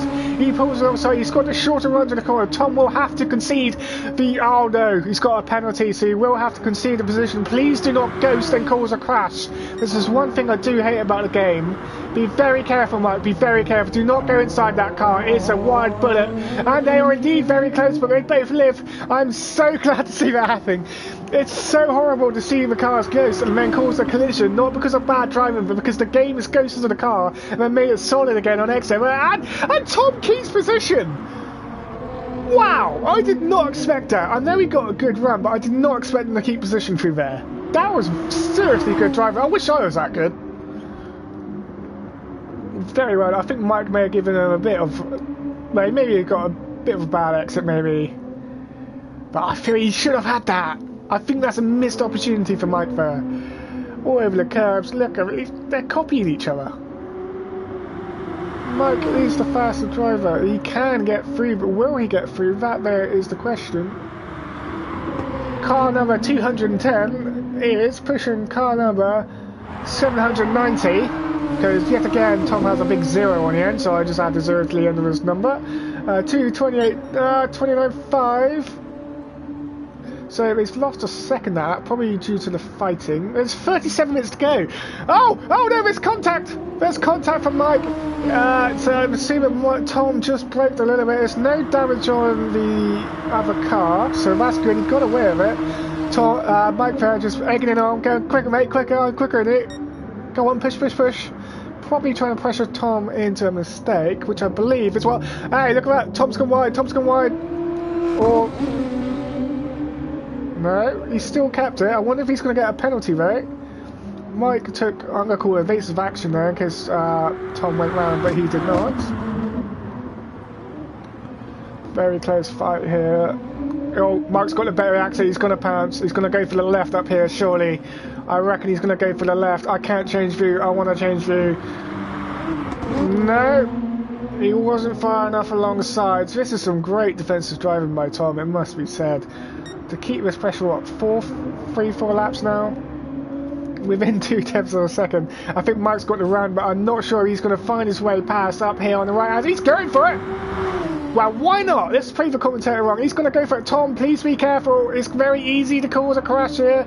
And, wow, they both got through alive, which is more than what I thought was going to happen. So he's going to go wide here. And, Mike, you got to really push it now. Get the slipstream. Sling up the inside. Power, power, power. Slipstream, slipstream. Go, go, go. Neck and neck across the line. Mike's sending it. He's... Wow, no contact through there. That's very good driving from both of them. And Tom still holds the position. That's brilliant driving. And yet again, another time. I think he's compromised his exit from the more inside turn he took last time. So, probably have to hold through here, and indeed he does. Matt in the... Oh, Mike's got it wrong. Mike's got it right. He's got in all sorts of trouble now. He's on the grass. He's going to have dirty rear tyres now. That will give Tom the breathing room he wants. Just clean off a tyre, give it a lap or two, then get back into the fight. Just hold it clean, save the fuel, clean up the tyres. You've got the pace, mate. You just need to use it. Which, in fairness, you have been doing. You've just got to think it through a bit. So Tom has now scampered away by a second and a half. Just from a little error judgment from Mike. With a slight bit too much throttle, and Tom is bouncing over the curbs there. Still keeping it quick. And now that battle is now 1 and a bit seconds. So we'll now go look where Matt is. Oh, he's ghosting. Has he just come out of pit lane? Yes, he has. Just come out of pit lane. Well, last lap he came out of pit lane. Yes, so he's just come out of pit lane. What am I talking about? The car back carrying the scars. It definitely hasn't slowed him down though. He's been putting in very consistent times. I believe he can do 28s for sure. I can't remember his qualifying time. I wish I screenshotted that. But now he's going to be trying to catch Corey. 8 seconds ahead. Corey must have had a blast last stint. Because he's pulled out time on Matt, which I didn't think was possible. He's got ahead of Enrico though. I missed that for sure. They say he must have been miles away, eating Pringles. Once you pop, you can't stop. That's what they say. 34 minutes. We're almost in the death of the race. These drivers must be getting tired now. Enrico in car number 5622. Is that right? Or is it Mike was 22? Is it Mike 21 and Enrico 22? It is. It's Enrico in car number 22, which was probably one of the best liveries on the grid, actually. I love the Hankook liveries. When I see him on the liveries just online, you always got to love a Hankook car. He can... Whether he will catch Matt, I think it's probably beyond him. That's not to be mean, but Matt just has better pace. You know, he can just get that extra second. Yeah, he's got that extra second on Enrico, of course. Both in Subarus. So Matt must now put his eyes on Corey. Netta is further 6 seconds up the road. So what's that? 12, 13 seconds.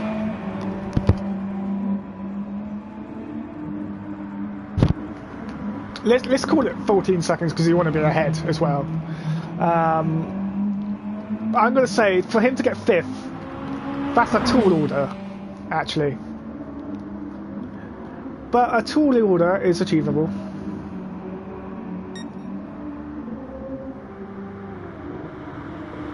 His lap times are very good. In fact, it's not just a tall order, it's a very tall order. He's hitting the sausage curve there. But he's keeping it very neat there. And he's got himself... it's just picking him up. And he's got a penalty.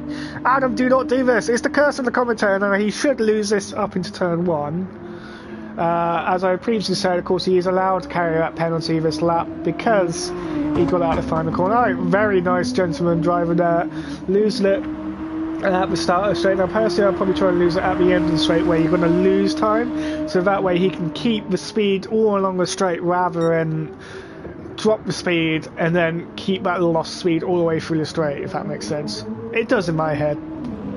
Should I really be giving the drivers tips? Probably not. But hey, I'll try to be fair to everyone. Let's have a look at the comments. Let's see if you all don't like my moviness. Good, the pits are reporting wrong. Yes, they are indeed. They are. At one point, I think it was Muller had a P next to literally every lap, as in for the pit logo. And of course, that didn't happen. Poor Matt. THC Cicero. Poor Matt. Hope that doesn't happen to me in practice. Right. I know that was definitely a very nasty thing to happen at the start of the race. Very unfortunate. I know Tom wouldn't have done it on purpose, but we'll see. We'll have a look at the replay, see who was actually at fault, who wasn't, etc. I didn't catch enough on here to really have much of an opinion on it now. Manos, let's go, Mike. Good evening to you, Manos. If you're listening and you're enjoying the commentary, please let me through in the next race, mate. It'd be really thankful. It'd be really good. I will see you in lobby 2. Of course, for all of those of you listening who are watching and you are racing lobby 2, please just give me, say, 10 minutes or so just to get the lobby open. It'll be a little later than normal because normally I would have the lobby open by now, so just have to wait a bit. Give me a chance to eat some more Pringles. Just to reset and recalibrate myself for race 2. The second part of the 4 hours. Here we are with Muller absolutely racing hard. Look, 28.6 on lap 59. Sure, now he's not getting tired. He's not letting the race get to him. He's just absolutely pushing the entire way through. He's 3 tenths of a second slower than his best lap all race. I can't find what lap that was on, but something tells me that was probably a good hour ago at the earliest. Like, I reckon that's probably, what, within the first 10 laps? So he's showing he is not slowing down for anyone. He is just pushing and pushing and pushing. Let's hope his car does not have any issues. So far it hasn't. Like the old Nissan, the Group C car, I call it Group C, of course on in the game it's a Group 1 car, but in my eyes, 80s, 90s Le Mans cars, or early 90s Le Mans cars are Group C cars. Tishy Tom still, oh, he's actually pulling out on Mike. Slightly worse tyre wear from Mike. Oh, he's off! Mike's off! He's in the gravel. Nothing too big. He managed to gather that up, but he's definitely dropped some time there, unfortunately for him. He's going to have to clean up the tyres now for a few laps and give it, well, in theory, a lap and a half or 2 laps, but we'll see. I think the tiredness and awareness is just starting to settle in now. There's a few mistakes now I've seen from Mike last few laps. I didn't see what got Tom onto his tail. But that's 2 mistakes I've seen from him now. So 2.6 down this lap. That's a bit of an abnormal lap though. He will get the pace down. Oh, he's hit the sausage curb. He's hit another. Oh, he's probably overdriving, which is easy to do. Let's face it.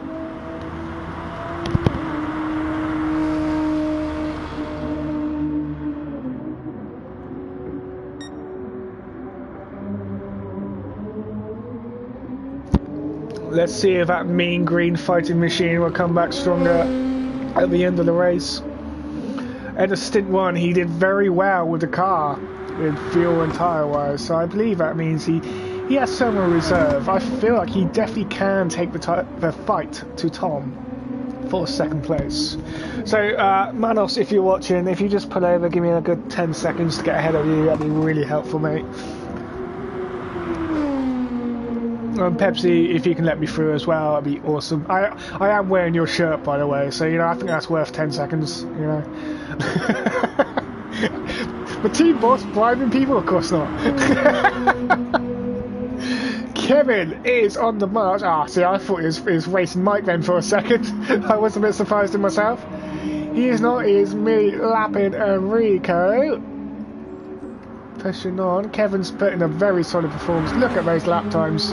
Very consistent all race, not put a foot... Well, actually he did. He carried that penalty across the line. Naughty Kevin, naughty Kevin.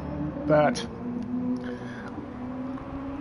hopefully the car won't snap sideways here. It didn't. Thank God. So hopefully that Code Brown moment you had earlier, he's learned from that. He seems to. Just got to be careful on lapping Eric there. Falls over the curb. Now that is allowed, by the way. It's part of the track furniture. Use it. It's not against the rules in any way. The curb. You know, 2 wheels in the curb. So if in that case, the 2 right wheels are allowed to be on the curb. As long as part of the car is touching the curb, that's fine. No problems at all. It's I don't like seeing the cars beyond the curb. Is how I call it. There goes Eric, lets him through, cost himself a bit of pace, but I think he's been sneaky. He's let him through, but he's now in the slipstream, so he can try and gain back some of the speed that he's lost from letting him through. Because it will cost him time, but it's probably cost him half the time it would have done normally. Car number 5622. Yes, it's a mouthful, I know. Yeah, he's taking a very clean line through there. Not going on a curb. Look at that. I believe, I could be wrong, but I'm going to say that the conservative line that he's holding, because like he's on the curb a little bit, but not a lot.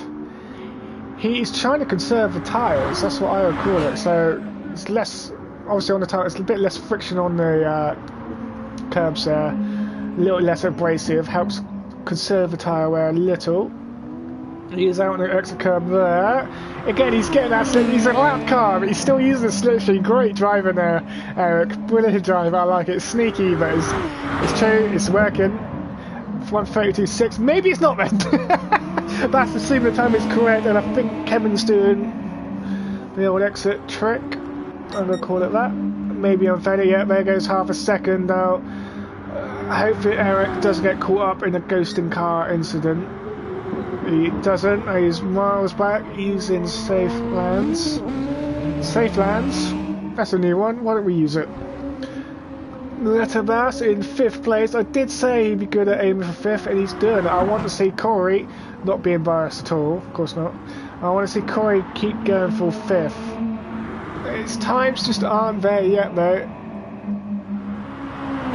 On paper, if everything goes right and true for Netterbass should beat him. He's put in a very good performance, actually. Very good indeed. Look at those times. 29.0, 29.0, 29.4. I would still count that within 3 tenths. That counts. Only just, but it's still there.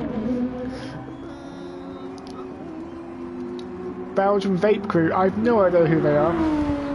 But it looks good. The man is from Belgium. Let's see what we can make his number up to be. Is it car 31 off the top of my head? Car 310, I'm going to call it. There you go, careful on the throttle, there we go. Under the Gran Turismo bridge. I'm glad to see no one's used the Bottas line through his corners yet. I know Mike tried to do it on the other side of the track, but he didn't go that far. I can still see the tyre marks there in the gravel. Oh man, from Holland. 40 seconds behind Matt. That's basically a pit stop, and maybe if... Oh, let's have a look at this. Alright, so this could be interesting, actually. Eric, or Enrico Playboss, has a lot more fuel than Matt, so across 25 minutes, I think Matt will be fine, in fairness. Yeah, he should be fine. But Eric is within a pit stop of him. If Matt has an issue, or he uses more fuel than predicted, it would have to be substantially a bit more, but it's possible. He's got over half a stint to go. He's got over half a fuel tank, so it does add up right. But maybe Eric could gain back a position because he's got substantially more fuel. He won't need to pit. With no incidents or no crashes, he won't need to pit. And he's probably one of the safest pair of hands on the grid. It's not often you see Eric crash or make a mistake without another driver helping him, and fortunately for Eric, none of that has happened this race. But it's been a very clean race. I know we had that incident at the start, but other than that, I'm a little bit of wheel rushing. That's alright. No damage, no one off the track. It's been a very clean race so far. Matt is now hassling Corey. So Corey has got his wing mirrors, yeah, that's right, full of purple Subaru right now. The battle of the Subarus. Matt being the quicker driver. Oh, he's within slipstream now. And might wash his car out a little bit more through here. But he's keeping it out, yeah, he's definitely got pace on Corey. Let's see how the Canadian defends. He's gone for an early line saying, you're not coming through here. He's not, because he's too far back. Corey's safe, but will he be safe by the end of... Wow, I'm going to say on the approach to turn 2. That'd be the question. Oh, 3 tenths of them. He might not even be safe between them now. 1.17 down this lap, but that's Corey, sorry. So he's dropped time, but they are at least consistent in what he's doing. So there we go, there's the answer. Corey's tyres are at the end of their life, so I believe that means he's going to have to pit again. Yeah, he will have to. Whereas Matt, don't do anything too risky, Matt, because he's going to pit. So, I know you got your wounded purple Rhino. I don't know why I'm calling it Rhino. I've made that up. Please go with it. It's wounded purple Rhino. Oh no! Oh, like I was just saying, take it careful, and he nearly doesn't. Right there, it's just starting to pick him up. He has never code ground moment, but actually, I believe it's his first. But he's got to do hard work again now. He's outside the slipstream range, just by a tenth or so. He's now within it, so he's definitely quicker through the corners, which is to be expected with his better tyres. But of course, if he wants to catch Netta, he does have to, yeah, he will have to keep pushing now. If he wants to catch Netta Bass, he will have to keep pushing now. He does. Has he cleared him? Has he cleared him? He's on the outside. I believe he can go for it, but Corey has the inside line here. I want to go on to board, and he's switched to the inside. He's going for the move. Corey, be careful. And he gives him room. Very nice driving there between the pair of them. Canadians, seeing that the British driver was there, he gave him room. Nice driving there, Corey. And look, Netta is in the pits. His tyres are still quite good. I assume this is just a fuel stop. I wonder if he doesn't take tyres, or does he? Yes, he does take tyres. So he's going for the fresh rubber as well. It's probably a good idea to do that, to be honest. I was just wondering if he's going to try and keep 4 seconds on Matt. Corey, he doesn't need a full tank, so I reckon it'll be a quite short pit stop, but it should give Matt position. Of course, he will now have the benefit of his better tyres. There goes Tom now in second place, a free easy pass for him. Keep between the white lines, and he does so. And Kevin's also in the pits. Yeah, that's a bit surprising. I don't know why I am surprised. Yeah, he needs fuel at least. So Matt, I think Kevin's a leap too far without any incident. What did I say near the beginning of this race? I reckon Matt can get into the top 5 positions. He is within the top 5. He is the top 5. No, he's done it. I did say near the end of the race, he is there. Whether he can hold it or not is another issue. Because if that was me now, I would be fuel saving. Just little sips of the fuel. Just sip, little Subaru, sip. Keep it going round. Just hold the position. I think, like I've already said, I think Kevin's just a step too far. And 5th is probably the best that he can aim for today with that unfortunate mishap. Was it lap 1 or was it lap 3? I wonder if one of the guys in the chat has a better memory than me. So, THC, what Cesaro, I'm going to call you out. You're a good racer. See if you can remember what lap the incident happened. And maybe Manos. Look. Goldie Weeks, is that your teammate Netta? I'm going to assume it is. Sorry, I haven't memorised everyone's name, so if I appear rude, I don't intend to.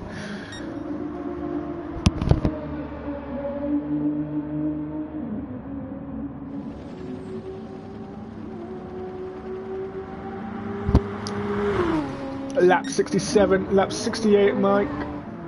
Oh yeah, it's not even that, it's a lap ahead. He's just hadn't gone past the timing beam yet. Coming through the final corner. Like, this is a real tricky corner.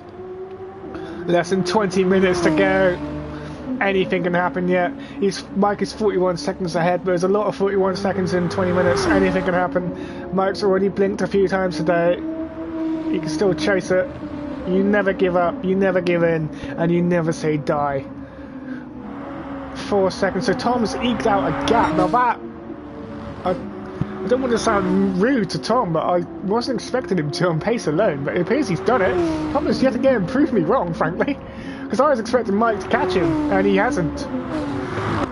A little bit more tyre wear for Mike, it seems, but yeah, I'm surprised. Well done, Tom. He's obviously... He's done brilliantly, frankly. He's literally crawled himself up from, I think it was, what, 6th place after the incident? In car number 790, Tom is pushing through now. Why is Muller only 3 seconds ahead? What has happened to the race leader? This is incredibly concerning news. What has happened is, as Muller fell off, this is race on. What is happening to the leader's pace right now? Earlier on he was like 16 seconds ahead. I've been missing, I just assumed he's driving. It is lap 69, Giddy, and he's had an issue, I would say. Okay, so the lap times are, I'm presuming, just normal tyre wear, nothing really there to suggest he's had a mishap. So, there it is. So Tom's car is better at the end of the stint. Now, fortunately for Tom and unfortunately for Muller, it's at the end of the stint. It's where the points are, because that's the end of the race. So this will be interesting to see if Tom can indeed push down the gap for the seemingly untouchable THG Muller. 3.1 seconds. It's a big gap for 15 minutes. You know, 2 laps is what, 3 minutes roughly. So it's a big ask. But I'm the team boss. I will ask big. Go for it, Tom. Go for it. Yeah, he is catching as well. A bit of blue flags up ahead from Corey. It'll be Corey in a race still with. Yeah, he won't want to give up too much time. No, he can get away with that blue flag situation for now. Maybe give Muller a little bit of a slipstream, help him out a bit, fellow teammate. He's definitely not slowing down, he's going blue. 6,000s to 6,000s, keep going, mate. So when Muller gets closer, he will have to, well, at least make it easy for Muller to get by. He doesn't want to drop too much time to Matt, I know that. But he does have room to do so, I'm going to say. So he doesn't have to be too scared of giving Muller an easy push. It's not like the other 2 cars are right up against him. Look at this pace. This man, I was training with Tom last night. He wasn't even doing this on new tyres. Why is he doing it on lap 69 and lap 70? What are you doing, man? Where have you been hiding this pace? He's definitely got the bit between his teeth right at the end here. So I'm going to call Tom a sleeping dragon because he doesn't really show much at the start, you know, lap time wise, and then at the end of the race he's just been taking chunks of time out of Muller. He's the fastest man on track right now. Oh, maybe Kevin could give him a good run for his money, actually. Yeah, Kevin, Matt, maybe. But Muller definitely isn't the fastest man on track right now. There's 14 minutes to go.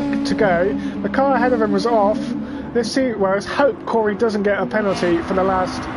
Let's see if a half a second penalty appears for that naughty exit. It doesn't, thankfully. It always makes me nervous when those penalties happen in broken zones.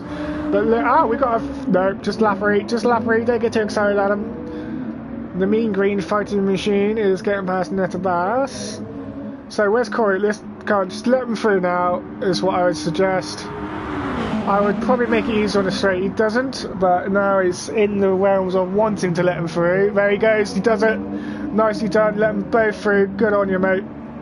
Let him carry on racing. Oh, is he... No, Tom might go a little bit wider there, but it's fine. Corey did everything he could there. He's still got a 7 point... Well, let's say a 6.5 second gap on Neto. Let's hope that doesn't come to bite him at the end there, losing that second. But nicely done there, Corey, thank you. You've let the leaders battle it out. This is exciting. There's nearly less than a second now. What has happened to Muller's pace? Is this dog bit him and went behind the wheel or something? Where's 16 seconds gone? I don't... The race is on. Well, just over a second. See, Tom's tyres are a little bit worse, but Muller just can't keep the pace up. Come on, Muller, dig deep. You've got 12 minutes to survive. You're going to be giving Tom slipstreams, and you don't want to be doing that if you want to keep first place. You've been out front all race. He's gone wide. He's missed the apex, giving away yet more time. Tom there also getting a bit squirrely. It should even out the missed apex for Muller. That helps Muller a little bit. Well, he hasn't gained anything, he hasn't lost anything, so that's good for him. There's really more lap cars up ahead, not for a while at least. But Tom is definitely looking a stronger car for now. So 120, there you go, 129.6, so definitely Muller is getting back on the pace. But look, Tom is still quicker, even though Muller's just gone a good half a second, nearly a second faster than what he's been doing. Tom is still taking a chunk of time out. Tom, what setup do you have? Can I have it? Because I need a setup that makes me a second faster by the end of the race. Because I'm certainly not doing that.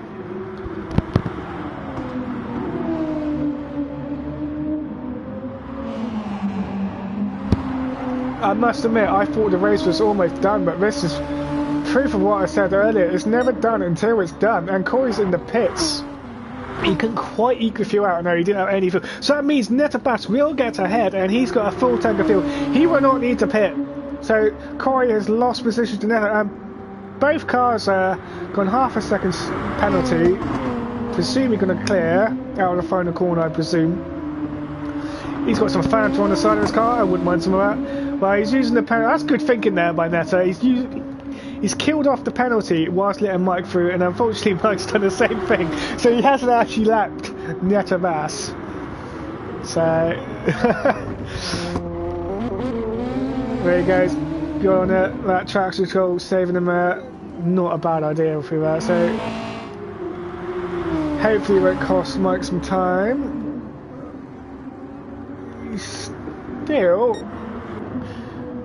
He's dropped time now. He's a distant third, I would say. 11 seconds to Tom. Not completely out of it. You can easily drop a wheel or tyre into the grass, spin. It's not impossible. So now the gap to first has kept constant at least. At 1 second, it's literally the same. So Tom. Look at his lap times, they are literally thousandths of a second between them. So it looks like the advantage Tom had originally is now wearing thin. He's got worse tyres, he's also got a lighter car. Now, is that a bad sign? I'm going to say that's actually a bad sign, so I feel like Tom will have to do a bit of fuel saving, which will be music to Muller's ears. Yeah, Muller should be more than safe. But Tom might not be. I believe he's going to have to let that fight go, but the fact he got within a second of Muller, who originally had a 16-second gap, that's impressive driving right there by the Belgian driver. I mean, that's why he's on my team, because he's brilliant, frankly.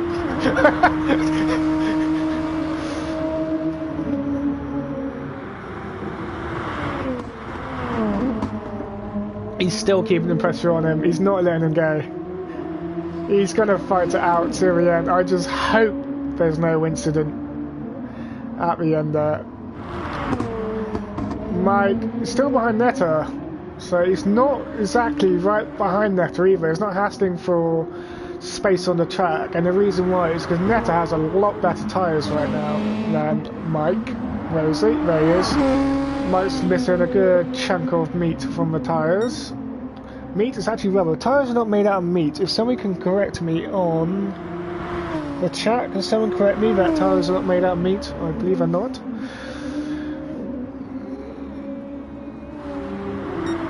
Yeah, Muller gaining a few attempts. The battle up front is calming down. Muller is putting in the times now. He's woken up. He's thrown down the gauntlet. Let's see if Tom can pick it up. Blue flag still for Netter. I want to jump on board, but I cannot because the game hates me. Yeah, he's far enough ahead not to be an issue, and I believe Neto's actually driving away from him, so you can hardly blame him for not pulling over. That's perfectly fine in my eyes. He's still got the blue flags. They must be driving him insane, constantly looking back, seeing who it is. It is just Mike behind him. The other cars are well and truly apart, so he doesn't need to panic. So if he can carry on driving away from THC Mike, then he won't need to let him through. Oh, Corey! Oof. That was a Code Brown moment. He might need to visit the THC pit lane just to get some new underwear after that. I don't think he can afford to though. Hey, Rico play balls is only less than 4 seconds behind. The race for the 7th place is absolutely on. There's 6.5 minutes to go. Well, nearly 7, shall we say? What's that? 6 laps? 7 laps maybe? 3 laps? Probably a tall order to then get through as well. Going by the other battles we've seen, it probably takes you 2 hours. Yeah, I reckon Corey is safe, but yes, so Corey's doing better lap times as well. So as long as he hasn't added a lot of extra weight to the car by the Code Brown moment, he should be able to keep up the pace and keep Enrico behind. The 2 orange cars there. THC Belkin made delivery on what I'm going to call the Repsol Porsche from a few years back. Again, another Group C car. Very nice livery, lots of detail. Power on. Oh, a little bit squirrely there over the sausage curbs. Everyone is biting the sausage today. That sounds strange to say that. Neta Bass is a leap too far ahead. He's 2 minutes down on the lead. So, yeah, unfortunately he's in a bit of nowhere's land now, not without an accident or a mistake from Kevin. He's done really well though to work his way back from that. I'm not even sure I'll call it his mistake. We'll see what happens, but from dead last back up to 5th, I did say it's possible. He's proven me right. It is absolutely possible. He's done really well. I think he should be proud of himself today.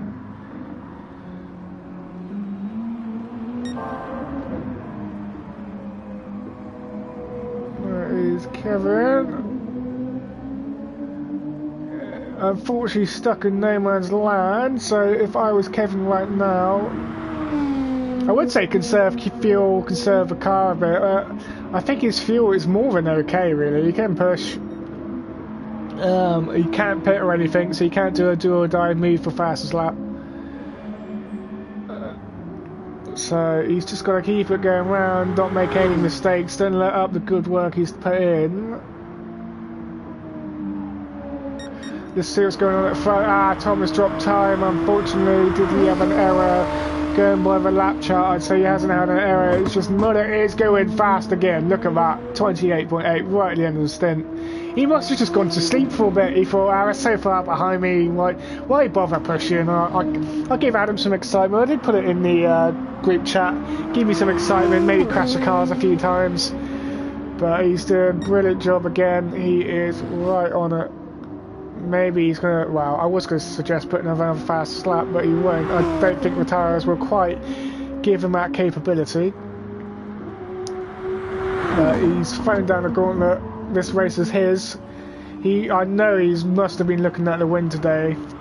He's been looking at it for 1 hour 57 minutes so far. Let's hope he keeps looking at it for another 4 minutes at least, and help take the race home. He's led it from start to finish. Superb drive. I don't think he's even put a single foot wrong. I know he went to sleep near the end, but that's because he's able to. He had a 16-second gap. Just put your feet up, read a book for a bit, let everyone else catch up, build up a bit of excitement near race end. He had the gap to do so why not use it? Car number 113.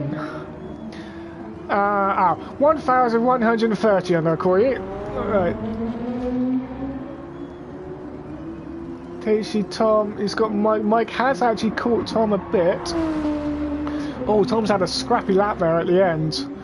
Oh, his fuel. Oh, this could be game changing. If he runs out of fuel, he's got 2 laps to do. I would be shifting earlier on that, Tom, if that was my fuel. No, you don't want to see any blue. You've got 8 seconds to use it. This could be... Well, I am biting my nails. That's how tense this is now. This reminds me of the old Bathurst race, I think it was 2014, where the leader in the Ford, was it? The pit crews are yelling at him to slow down, but he's also fighting for position. This is sort of like that, where you're running out of fuel. You know you're running out of fuel, but you still got to push. But you can't because the fuel doesn't allow it. I just hope he has enough to carry on, because it will be a real shame to see him lose the hard work he's put in. Going by his lap times now, 33, I would say he's actually very much fuel saving. I wouldn't be revving the car so much. Yeah, he's actually short shifting. And Netta is catching him because he's not fuel saving. So if I was Tom, just let him through. He's that car, don't need to worry about him. Just lift off maybe before we break and make sure you don't hit the back of him. Netta still pushing on. Is he trying to catch anyone? Well, I think 22 seconds ahead, he's not going to catch him. Not without an error anyway. Corey, 5 seconds back is Enrique. He's winning the battle of the Subarus. He's conquered that mountain, it seems. Enrique unfortunately hasn't conquered that mountain, but he's hassled one of my drivers all the way to the end. Blue flag showing right now. And that is for Kevin in 4th place. I'm sure Eric will let him pass if he needs to. Corey bringing home some solid round of points. Netta, excellent drive. I think it's him that hit Tom. He was lucky to get away without any damage. Lap 78. It's lap 79. 1 lap too far for Tom. That there is the question. Yeah, Tom is fuel saving. I did call it out earlier. I'm glad he spotted that for his sake. But I'm hoping that's enough fuel for his sake as well. 5 seconds now for... Oh, this could be close at the end as well. But I think he should have enough, unless he does run out of fuel on the line. Oh, look at Mike. He's absolutely pushing for... Absolutely pushed right now. Because the leader... This is Toyota at Le Mans in 2016. He's slowing down, but he doesn't want to. Oh, I wonder if this is going to be heartbreak for Tom.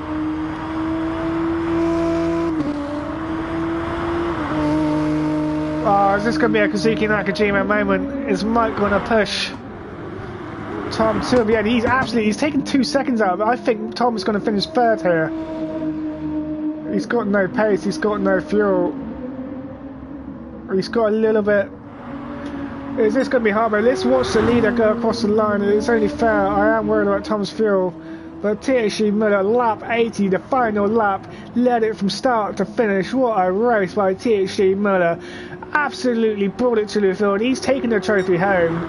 He's put it to everyone, made up for his mistake from last race. Well, it wasn't his mistake, it was the car didn't work. Anyway, THG Tom, he's got enough to hold on maybe. Let's hope he does. He's got nothing in that tank. Can he do it? Can he hold on? He's got a 2.5 in hand. He's going to put it across the line. Mike going wide. He's flashing lights. He knows he's got it, and he's done it. He's gone finished 2nd. Mike 3rd. What a close finish. 1.3 seconds.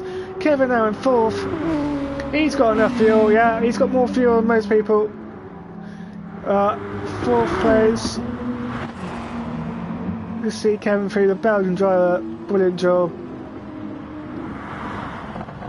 Red Bull Racing in 4th, top 5 at the Red Bull Ring. Now it's over to ART Doors F1.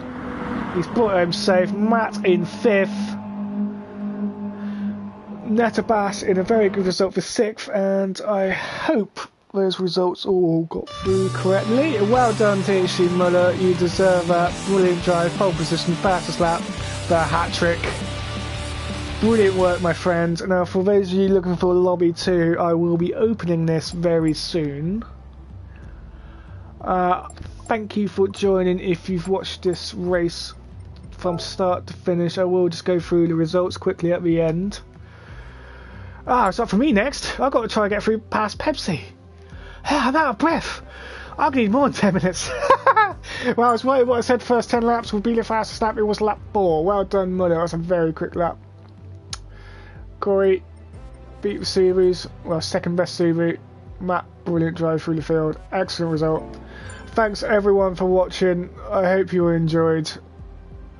I will see you in lobby 2. Thank you. Thanks for listening to me. I'm sorry I'm a very noob, but I hope you enjoyed it.